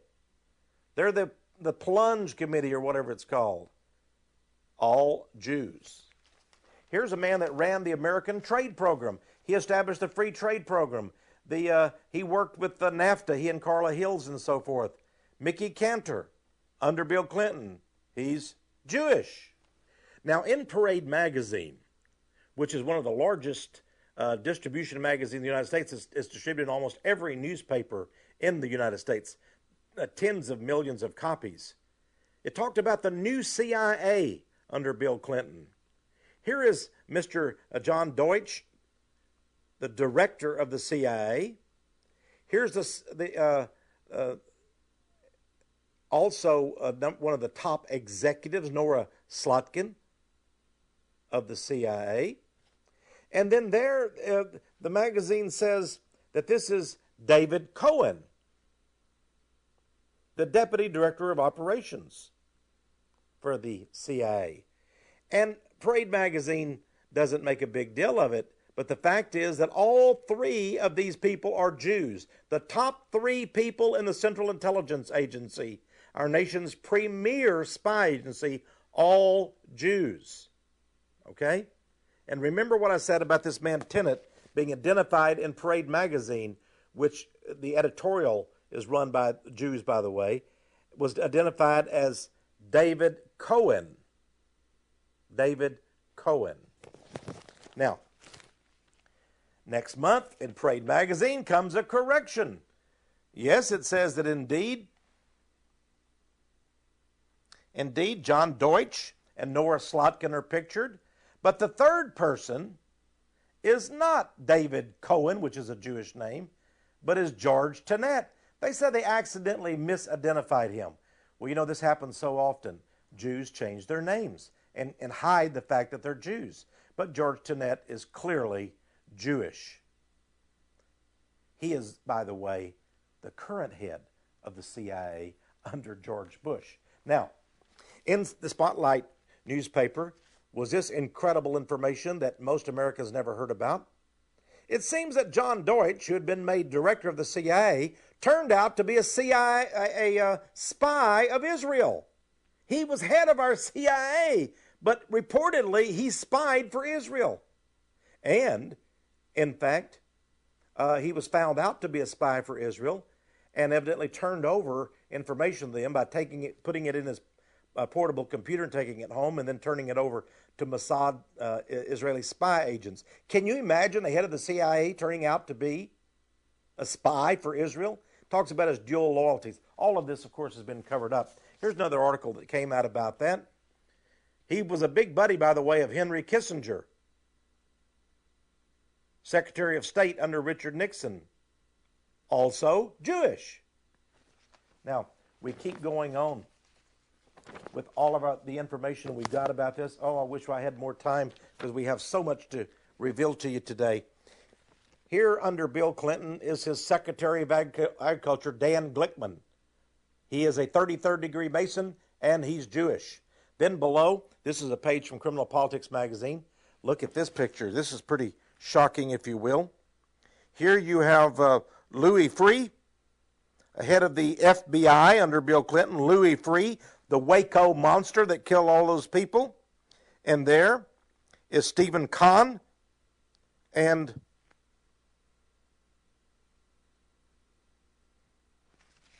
the head of the Jewish ADL, Anti-Defamation League. You'll see, by the way, the Jewish Star of David on the wall behind the picture of Abe Foxman, head of the Jewish ADL. And then in the middle, in the center, is Louis Freeh, who was a Jesuit, a Mason, and a promoter of Judaism within the Federal Bureau of Investigation. He did everything Israel asked him to do. And there's another Jewish high up, Mr. Kahn. Then here's an interesting article. It says the Israeli paper Ma'ariv, that's one of the largest circulation newspapers, daily newspapers in Israel today, boast of Jewish control of U.S. government. Below it says is an exact reproduction of Israel's leading Hebrew language daily newspaper of September 2, 1994, written by Avanon Bar Yosef, this article. And it talks about the various people in the Clinton administration. Basically, it says Clinton's administration is run by Jews. It's a Jewish administration. There is Arthur on the left is Arthur Levitt, chairman of the Securities and Exchange Commission. He's supposed to be in charge of watching the Wall Streeters. Stuart Eisenstadt, U.S. ambassador to the European community. There's Madeleine Albright, who discovered she was Jewish. Suddenly, it came out in some newspapers that she was hiding the fact that she was Jewish, and says, oh yes, I have now discovered that I'm Jewish. I didn't know before, she stated. Madeleine Albright. She was a communist, by the way. Her father was a communist. She was a communist. She became Secretary of State under Bill Clinton. And here is Bill Clinton, a picture of him on the right, worshiping in Washington, D.C.'s National Synagogue. Notice again the yarmulke on his head. Here again we have a picture of Bill and Hillary Clinton worshiping together. How about this picture, my friends? There they are. And what is on his head? A Jewish skull cap, a yarmulke. Is he, in fact, a hidden Jew? When Hillary Clinton visited Jerusalem, she went to the Wailing Wall. The temple remains. And just like all the other Jews did, she put her little prayer request in the crack there. Here, by the way, is Madeleine Albright meeting with a Jewish rabbi. She went to visit her parents' grave in Prague, Czechoslovakia. She's actually a Czechoslovakian. Bill Clinton, all these foreign Jews in power with him. There she is meeting at the cemetery where her parents are buried with a Jewish rabbi. If you want to know why we have such immigration problems, here's the woman who was head of immigration, the Immigration Naturalization Service under Bill Clinton. And what ethnic group do you think she's with? Of course, she's Jewish, Doris Meissner. Our country was run by Jews who I believe were more loyal to Israel than they were the United States. Well, let's see, we've got so much more for you.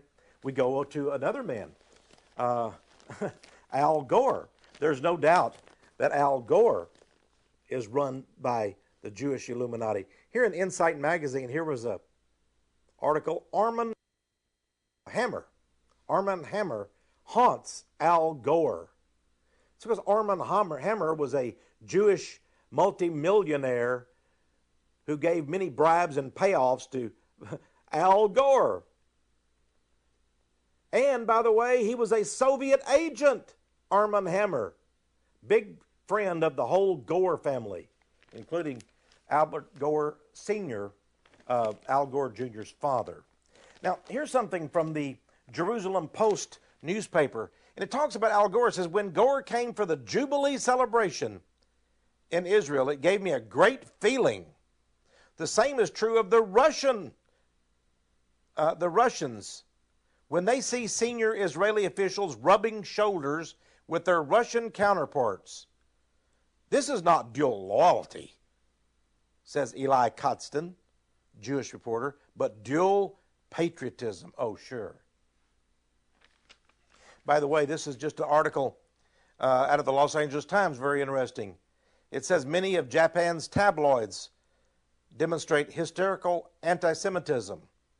The papers in Japan incessantly, that is continually, portray Clinton's victory as a Jewish conspiracy. Isn't that interesting? The papers in Japan know what Americans do not know. Here's an interesting article talking about Tel Aviv, Israel, tapping the White House phones, knowing everything President Clinton is saying. The fourth branch admits Tel Aviv tap on White House phones. Everything Clinton said. He better be a loyal subject of Israel because they were tapping his phones. You remember that's what Bill Clinton told Monica Lewinsky? My phones are tapped by another country. We can't talk. By the way, Bill Clinton's chief political advisor, James Carville, the raging Cajun, they called him. Did you know that when Bill Clinton wanted Ehud Barak to be prime minister of Israel, the Illuminati Jews arranged for James Carville to go over to Israel. Now, Barak was running against Netanyahu, who was then the prime minister. But the Illuminati wanted Barak, and so Carville went over. Here the Jerusalem Post says, guess what? Image maker James Carville. He went over to Israel and ran the campaign, the political campaign. They were going to have elections in Israel. As you can see from this Jewish magazine, the Jerusalem Post, talking about the elections, 1999. There's a picture of Barak, and of course his opponent was Benjamin Netanyahu. Here's an article out of a United States newspaper. No, I'm sorry, this is the Jerusalem Post again. Got so much material here, hard to remember where it all comes from. It says, Carville to form Israeli consulting firm. Hey, guess what? Ehud Barak did win the prime ministership of Israel, thanks to Bill Clinton, his pal, and political advisor James Carville. And Carville decided, with the Illuminati's help, to found a consulting firm on a permanent basis there. Here's an article that's very interesting. This is from End Time magazine of May of 97. Clinton tells Israelis, U.S. will stand with you always. He went over to Israel and he spoke to the Israeli parliament, the Knesset, on October the 27th, and that's what he told them. There he is with a Jewish Star of David behind him. We will stand behind you always. Did you know that in the year 2002, Bill Clinton gave a speech before 300 of the richest Jews in the world in Europe, and you know what he told them? He said, if there is a war between Iraq and the Muslims and Israel, I personally, he said, will go to Israel and I will fight and die. I will give my life for the country of Israel. He said he would volunteer for the Israeli army. He will fight and die for the nation of Israel, fighting Iraq in a war. Now, when you think that Bill Clinton is the scoundrel and the crud who was a draft dodger in the United States, who said he would never serve in the uniform of the United States of America, a draft dodger, filth, and now he goes and tells these Jews, well, I would put on a uniform and give my life fighting for the nation of Israel. We see where his loyalties really stand. Here's a picture of Bill Clinton meeting with Malcolm Hoenlein, Executive Vice Chairman of the Conference of Presidents of the major American Jewish organizations. By the way, the Jews basically control the Democratic Party. This Criminal Politics magazine, look up at the top left, says Democratic Convention is described as a Jewish event. Now that was from the Washington Jewish Week. This is in Jewish Publications of September the 5th, 1996. Said there's a strong Jewish presence in Chicago. The Democratic Convention has so many Jews there and they run so many things at the convention, it basically is Jewish. The Democratic Party and its convention are Jewish. Then down here, this is the article from Washington Jewish Week. Israel takes center stage. Democrats and GOP unveil platforms. Both in the Democratic and the Republican Party, it says Jews are preeminent. Here, for example, is from the Jerusalem Report, 1998. At the top it says, incoming New York Senator Schumer. Oh, Vic Schumer, the most liberal guy there besides Hillary Clinton, seen as sharing overall Jewish interest. This is in the Jerusalem Report, a Jewish publication. Look at these two culprits. They ran for president, Robert Dole did, and his vice presidential running mate, Jack Kemp. This is from Newsweek magazine during the campaign against Bill Clinton for office. They were the Republican candidates. But guess what? Robert Dole went to all the Jewish organizations and declared his loyalty for them, and so did Jack Kemp. Well, they still didn't get elected because the Jews gave all of their multi-million dollars to Bill Clinton. He was even better than these guys were. Both of these men were 33rd degree Masons. And remember what we said about the Jewish control of Freemasonry. Two 33 degree Masons running in the Republican ticket. Hey, it's different today. We got George W. Bush, right? Did you know he's a member of the Skull and Bones Society? And the Skull and Bones Society, when they're initiated at Yale University, they declare themselves to be Jews. And they say, we oppose all the Gentiles of the world. Isn't that interesting? The Skull and Bones talks about the outsiders being Gentiles. They then are the Jews? Isn't that fascinating? Hey, here's from the Austin American Statesman talks about George W. Bush going over to Israel. Ariel Sharon personally took him around. This is before George Bush became President of the United States. He was governor of Texas. And where is he? At the Wailing Wall on the Temple Mount. And what is on his head? The Jewish yarmulke. Ooh. But that's not all. When he came back to the United States, after being under the Israeli influence, he suddenly changed his mind. George W. Bush said that he has now decided that he no longer necessarily believes that the Jews need Jesus to go to heaven. He said he talked it over with Billy Graham and his mother, Barbara Bush. And now he says, I'm not going to ever say that again. I really don't know. That's up to God. George W. Bush, you see, had told the citizens of the state of Texas when he ran for president, he was asked, can only Christians go to heaven? How about Jews and Muslims? His answer to the citizens of the state of Texas, he said, I'm a born-again Christian, George W. Bush said, Governor Bush. And he said, and yes, I do believe that only through Christianity can a person enter the kingdom of heaven. Now, he says, I've changed my mind. Now that I've talked with Abe Foxman, Jewish ADL, and that's what this article says, whom he talked to, and with Ariel Sharon, now I'm no longer going to say that. And guess what? They gave all of their support to him. Most of the Jewish organizations in America. And that's amazing since Al Gore had such terrific Jewish report too. But the real insiders, the Illuminati insiders, gave it to George Bush. This photograph was taken in the White House, and I think it's shocking. The White House released this. They wanted everybody to know. There he is saying the pledge, but look at the flag picture. The Israeli Star of David. Is that who he really has allegiance to? Now here's a picture, my friends. You have to be very careful and understand this. I'm now writing a book that exposes some of these hidden hand signs. Here is Ariel Sharon meeting at the White House in Washington, D.C. with George W. Bush. I want you to notice three things. Notice their hands. Their hands are both in the area of the genitals, or close to it. And notice they have triangles pointed downward. Each of these gentlemen's hand, this is a staged picture. This is a Masonic, alchemical, secret sign picture. This tells you everything you want to know about why we support Israel. My friends, look at those very carefully. Two triangles. You put two triangles together, my friends, you get the Jewish Star of David. But look, both of them indicating and by the way, the triangle pointed downward in that particular position is the unholy trinity of Freemasonry and of occultism. Now, over Ariel Sharon's head, you'll notice on the shelf right behind him, this was staged perfectly on purpose. There is a bust of Abraham Lincoln. Remember, there was horrible turmoil and fighting in the Civil War of the United States, the North against the South.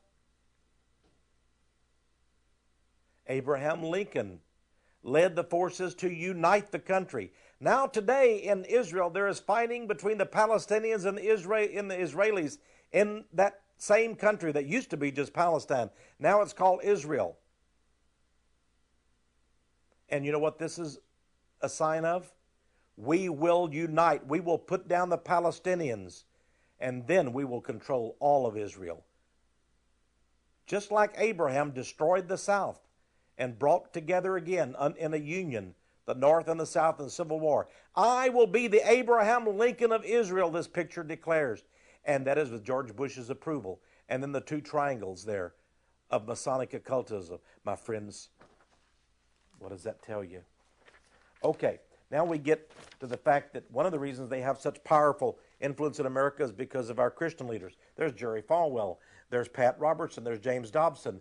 They all say the Israelis are God's chosen people and we've got to give them whatever they want.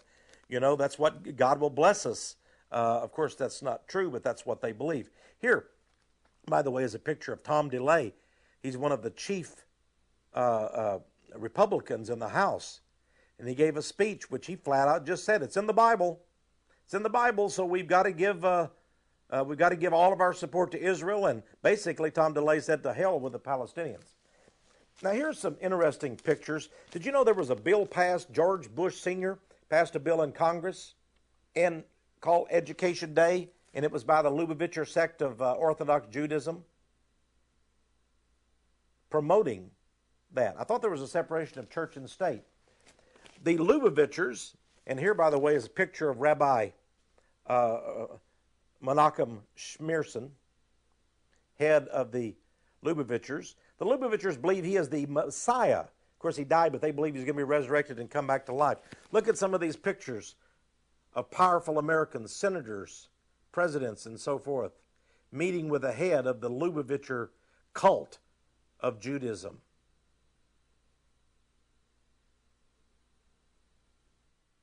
Not only are the Illuminati Jews dominant in the United States of America today, but also in Russia. I still call it Soviet Russia. Many other people just call it Russia. Not too long ago in my Power of Prophecy, March 2000 issue, I showed this picture from the New York Times of the column of William Safire. He's Jewish, and he's one of the top columnists in the nation. He says Soviet Jews no longer have anything to hide. And the reason why is because the Russians who are Jews, the Jews today in Russia, are the richest and most powerful minority. They control most of the wealth of Russia today, says William Safire. And so they control most of the country of Russia and its culture, its society. Regardless of what all of these Christian organizations tell you about anti-Semitism in Russia, it's just not true, says William Safire. Here's one example of it. For example, this statue was recently erected in one of the city parks in Moscow. It's a statue put up by Jewish organizations honoring a Jewish writer. And these kind of statues are going up. Who are Moscow's real rulers today? It's not the communists. Guess who it is? The capitalists. But the capitalists have changed. They are, in fact, Jews. This is a picture of Boris Berezovsky. He's a Jewish capitalist. One of the richest men in the Soviet Union today, or the Russia. Let me go back to that. In fact, one of the richest men in the world today. There are other Jews. He's Jewish. Hey, here's a book that came out about Mr. Berezovsky. Godfather of the Kremlin. Oh, he's a mafia type, they say. And the looting of Russia.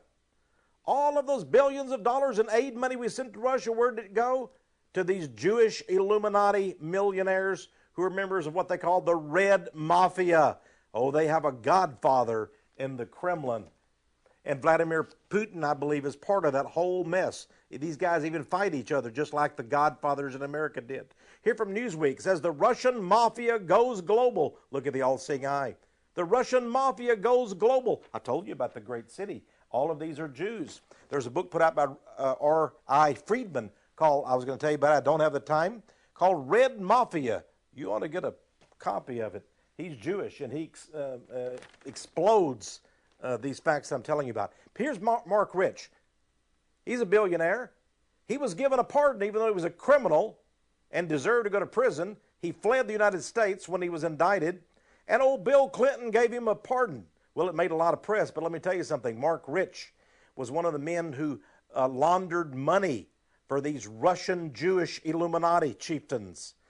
And much of the money went to the politicians in Israel and feathered their pockets into the Jewish bankers around the world. Mark Rich, that's why they gave him the pardon.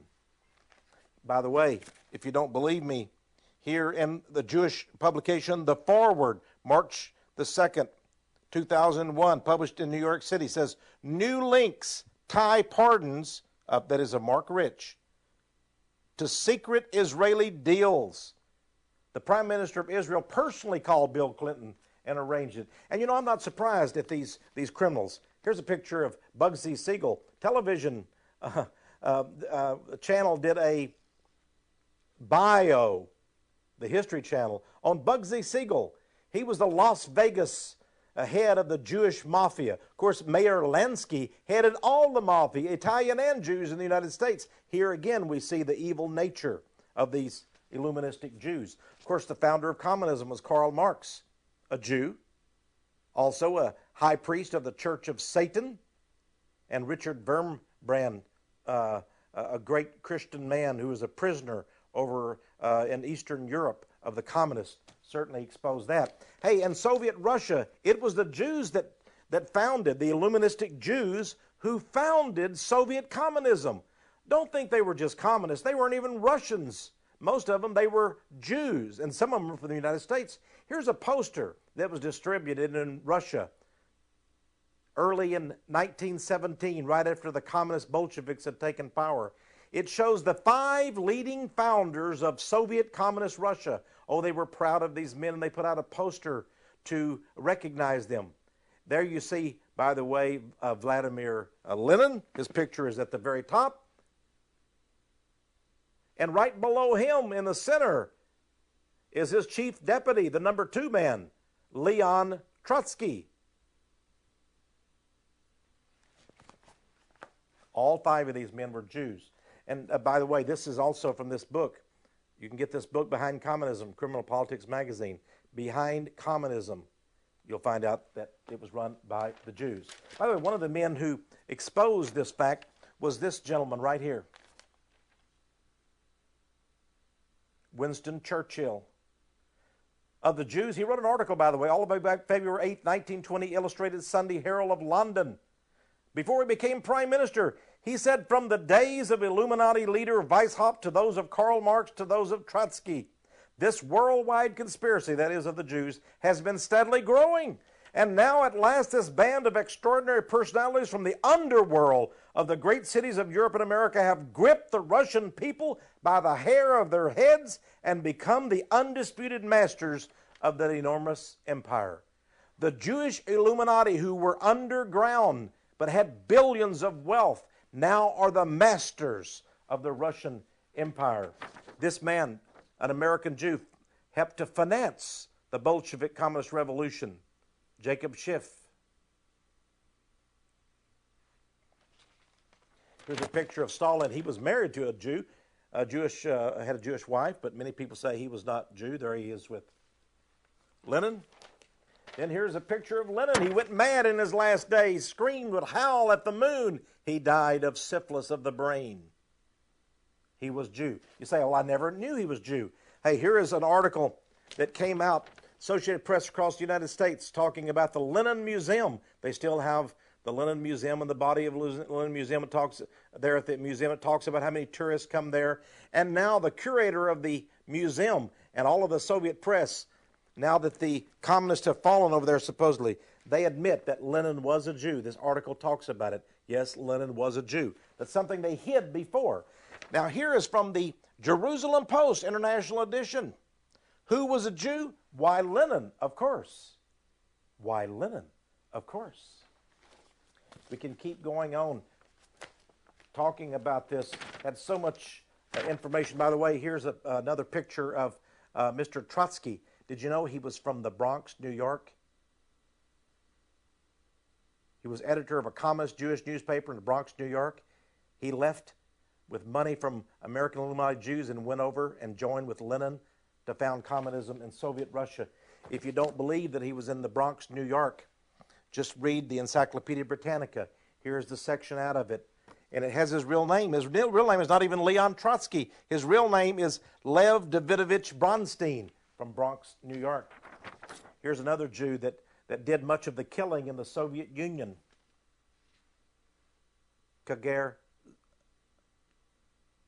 Lazar Kaganovich.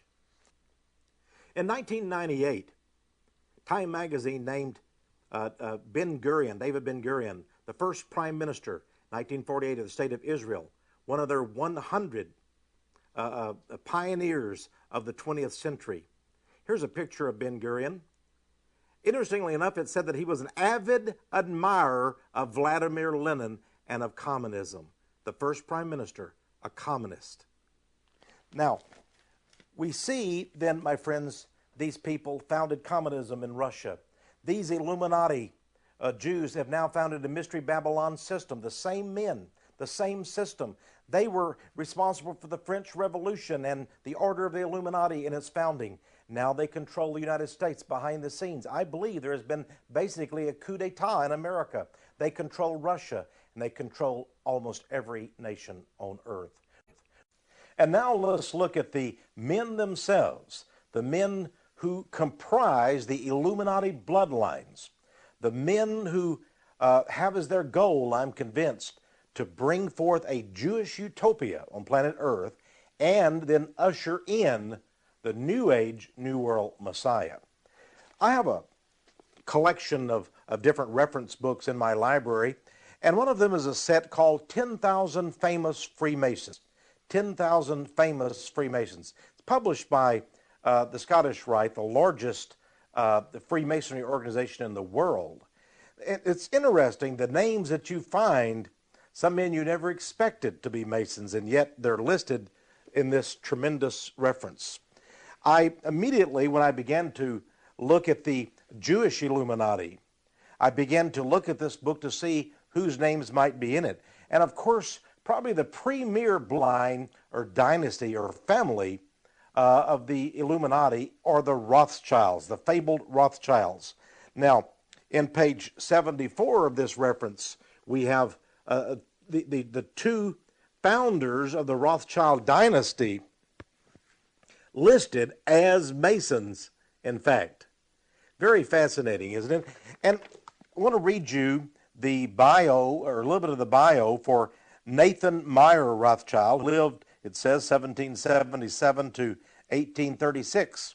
It says he was a financier, son of Mayer Amschel Rothschild, German Jewish founder of the family banking empire, which became one of the richest and most affluent of all time. Nathan established the London branch, and his brother James founded the Paris branch. It says here that Nathan Rothschild was a member of a lodge, that is the Masonic Lodge of Emulation, London, England, and he was raised as a Mason, meaning he was initiated on October the 4th, 1802. So we see the Rothschilds then as being of the Masonic order. Now, a lot of people say, but the Rothschild dynasty, if this was the richest family at the beginning of the 19th century, surely they're not still around with all of their money. Oh, yes, you see, here is a recent issue of the Jerusalem Report. I'd like you to see the headline. First of all, you see here the picture. There's a picture of Baron Edmund de Rothschild. And then a more modern picture of a man who's alive today, Jacob, Lord Jacob. He was made a lord by England's queen, Lord Jacob Rothschild. Notice the title of this feature article in this magazine.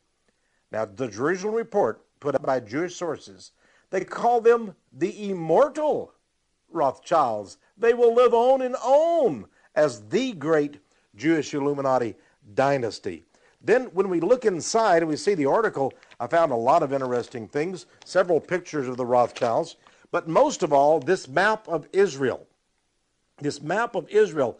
Notice it says the Rothschild mark on Israel. So just since 1947-48, since Israel was established a nation, notice all of the red dots you see on this map. This map makes clear here in Jerusalem Report magazine that each place where there's a red dot indicated, that is where the Rothschild dynasty have furnished the money for a Jewish settlement. Oh, they're building the greater Israel again. They want even the kingdom of the world to sprout forth from this nation, and the Rothschilds are banking this empire. Here in Business Week magazine, back a few years ago, was this review of a book written about the Rothschilds. And here's a picture, by the way, of one of the Rothschilds lending money to one of the monarchies of Europe. They were the financiers for the monarchies who needed money in Europe to fight their wars. Underneath a picture of David, he may be a lord to them, David Rothschild. Yet again, one of the more modern men of this dynasty.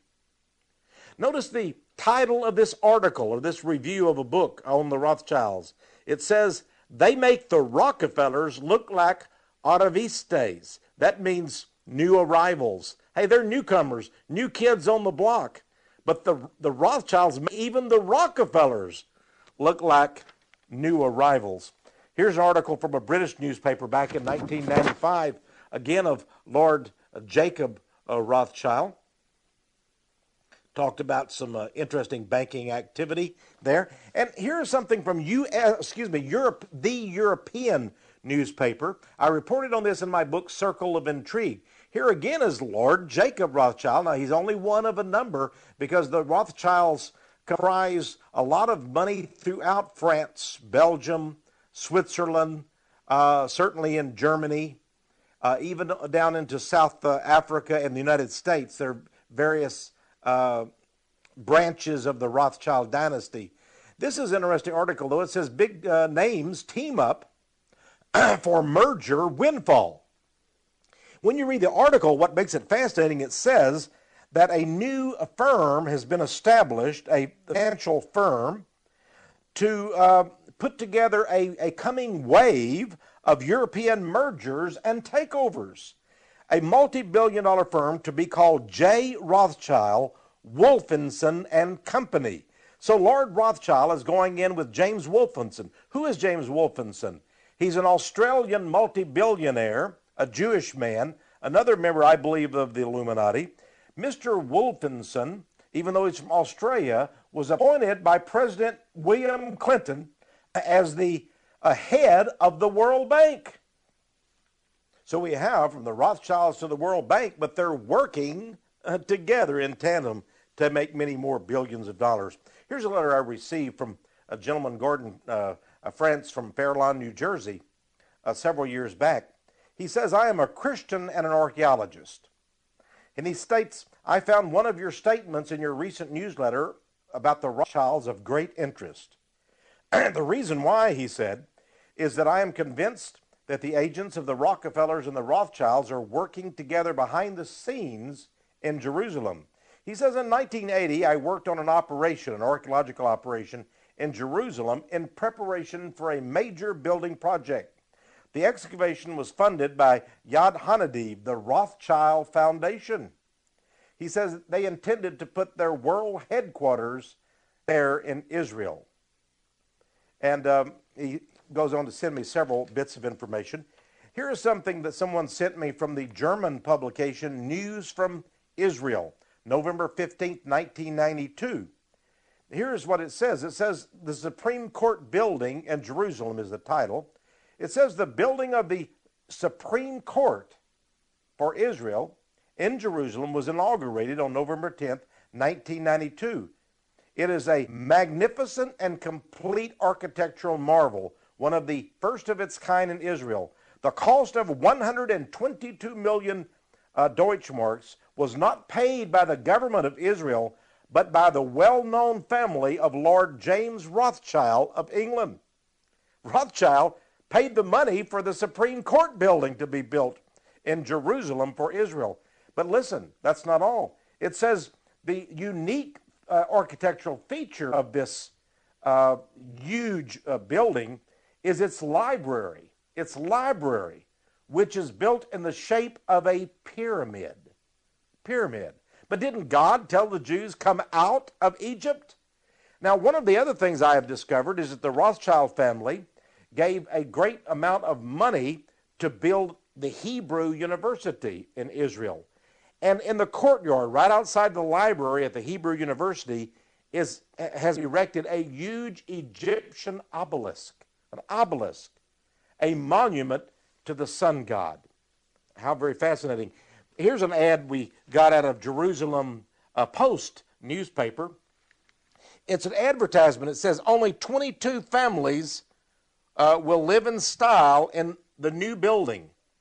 A huge condo building. What is it called? Rothschild Heights. And what is the address of Rothschild Heights? Oh, 120 Rothschild Boulevard. So they even name streets after the Rothschilds in Israel today. But hey, it's not only in Israel. Here is a publication put out over in Europe.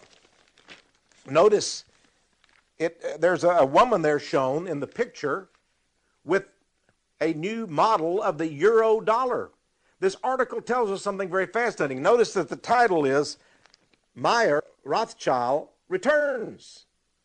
Now, that was the founder of the Rothschild dynasty. This article says, interestingly enough, that the huge mint and bank that is printing and distributing the new euro dollars, the new money for all of Europe, was built almost on the exact spot where the first of the Rothschilds centuries ago began his own fabulous banking empire.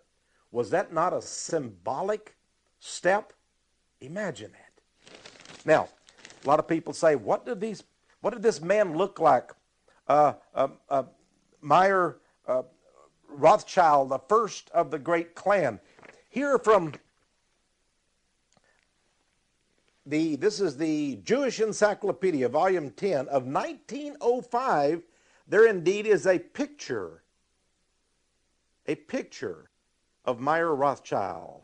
He was the richest man in all of Europe, and the Rothschilds are the richest people in the world today. Rothschild was diminutive. He was almost a dwarf. And he certainly did not have an attractive face. It's fascinating. Not too long ago, I was looking at some pictures of law enforcement officials in the United States and the history of law enforcement. And I came across this picture. This picture.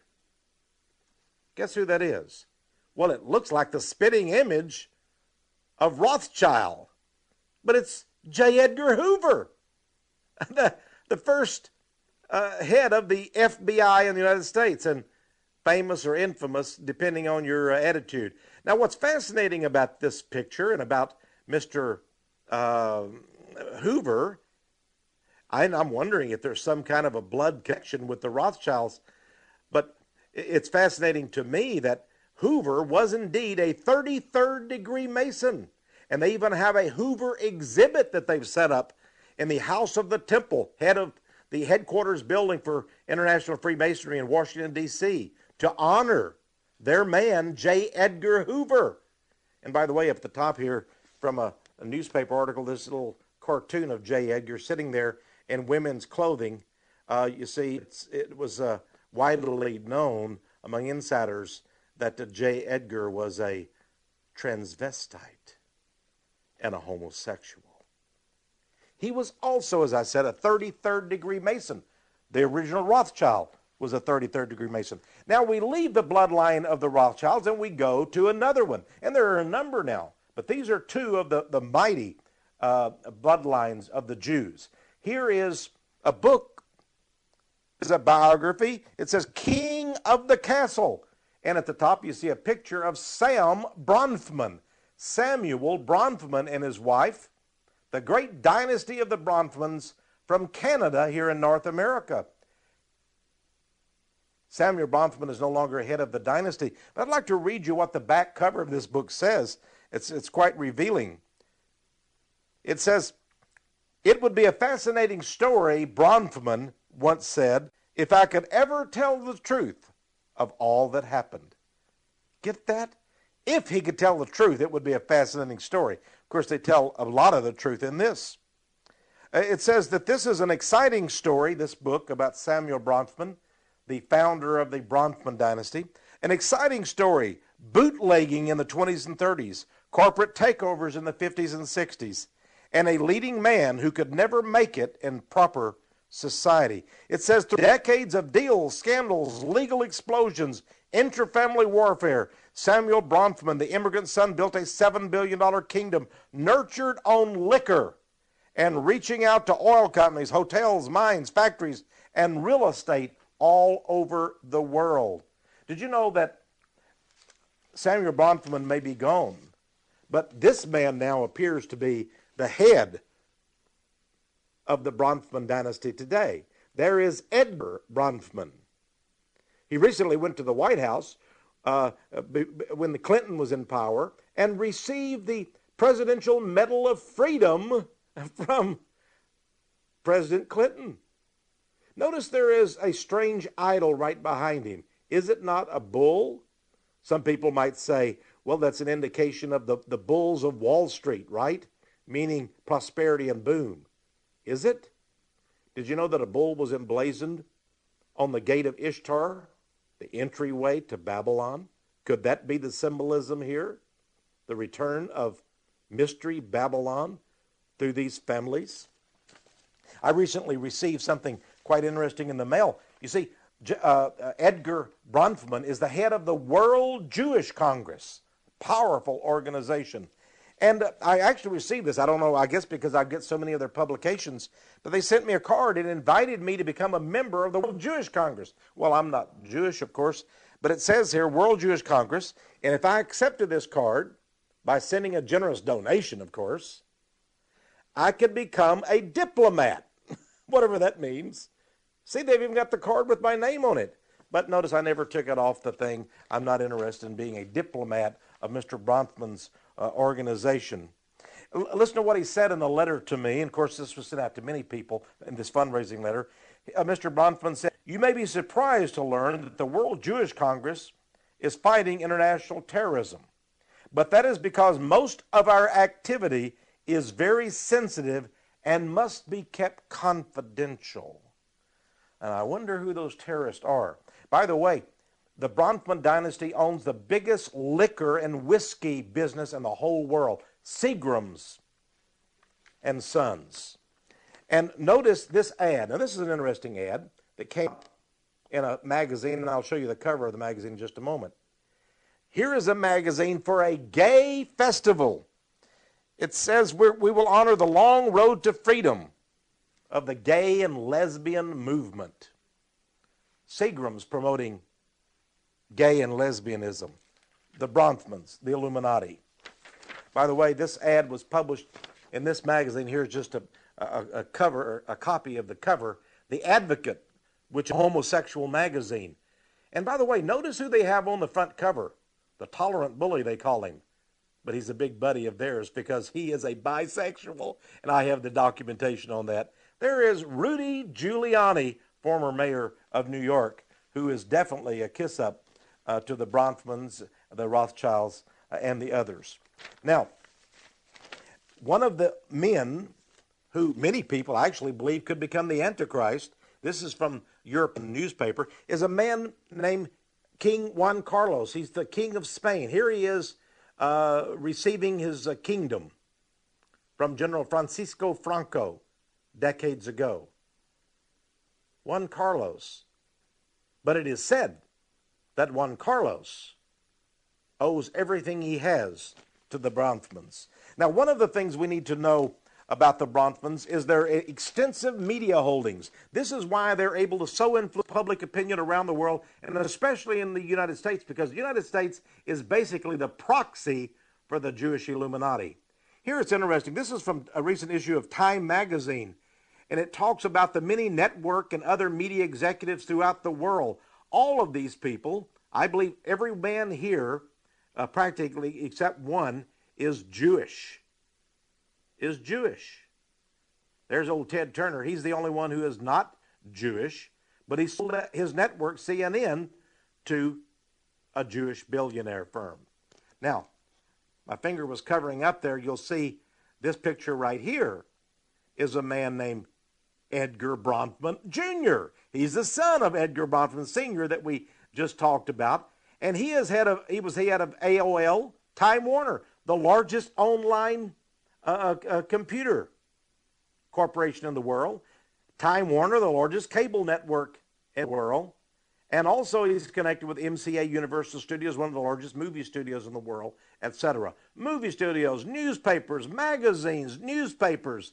These people tell us what to think and how to behave.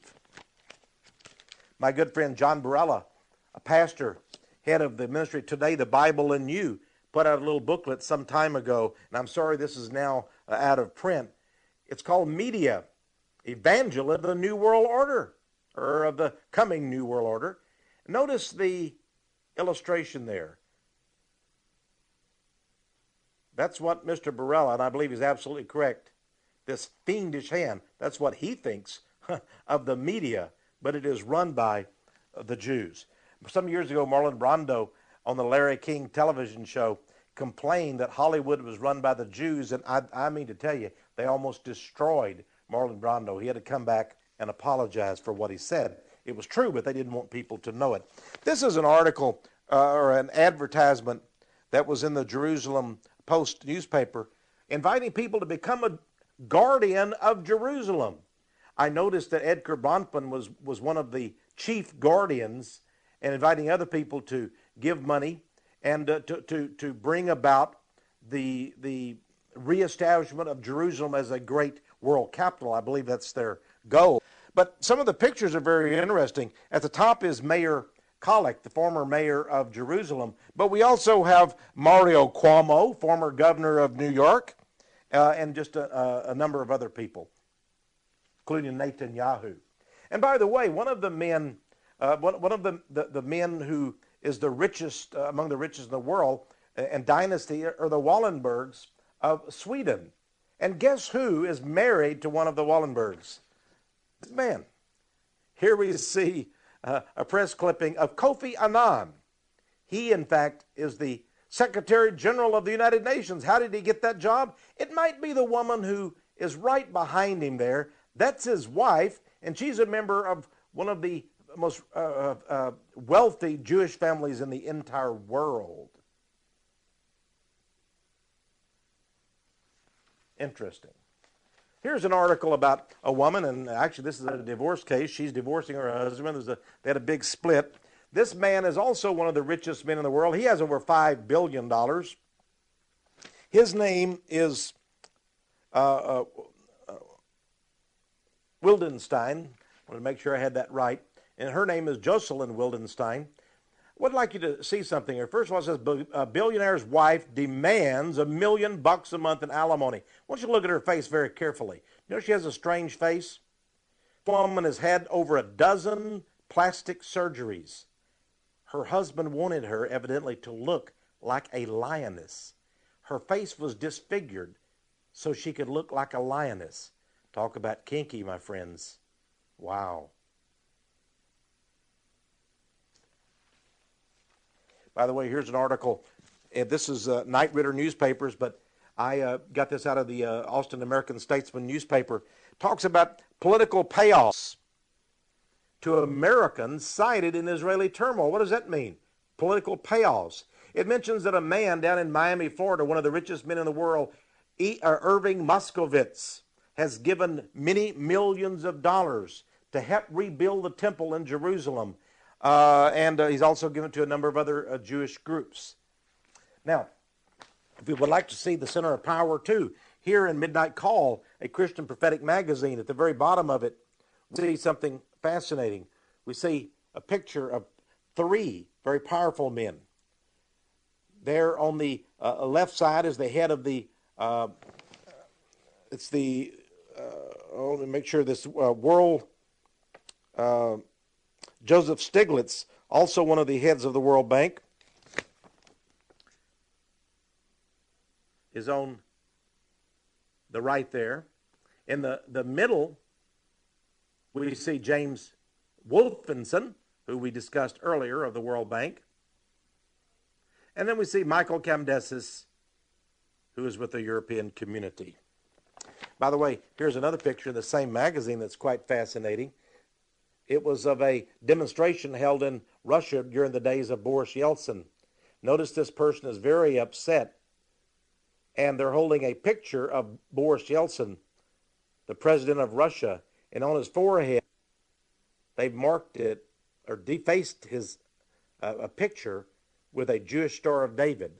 What the complaint was, they stated that Yeltsin was owned body and soul, and that the whole Yeltsin administration was run by the Jews of Russia. By the way, many people ask me, what about the Khazars? Are these really of Jewish blood? Weren't many of the Jews converted Khazars from Russia? They're not even of Jewish blood. I found that probably to be true, but it's interesting, and I give credit to the Jerusalem Report for doing this feature article several years back. It's called Skeletons in the Closet, Who's Afraid of the Khazar Jewish Empire? And they actually admitted that many modern-day Jews are not of ancient Jewish blood from one of the 12 tribes of Israel, but come from the Khazars, which was an empire near modern Russia today. And these Khazars spread throughout Europe and Great Britain, and these people actually converted to Judaism some centuries ago, so they're really not of Jewish blood. But I'm not saying that's true of all of them. Now,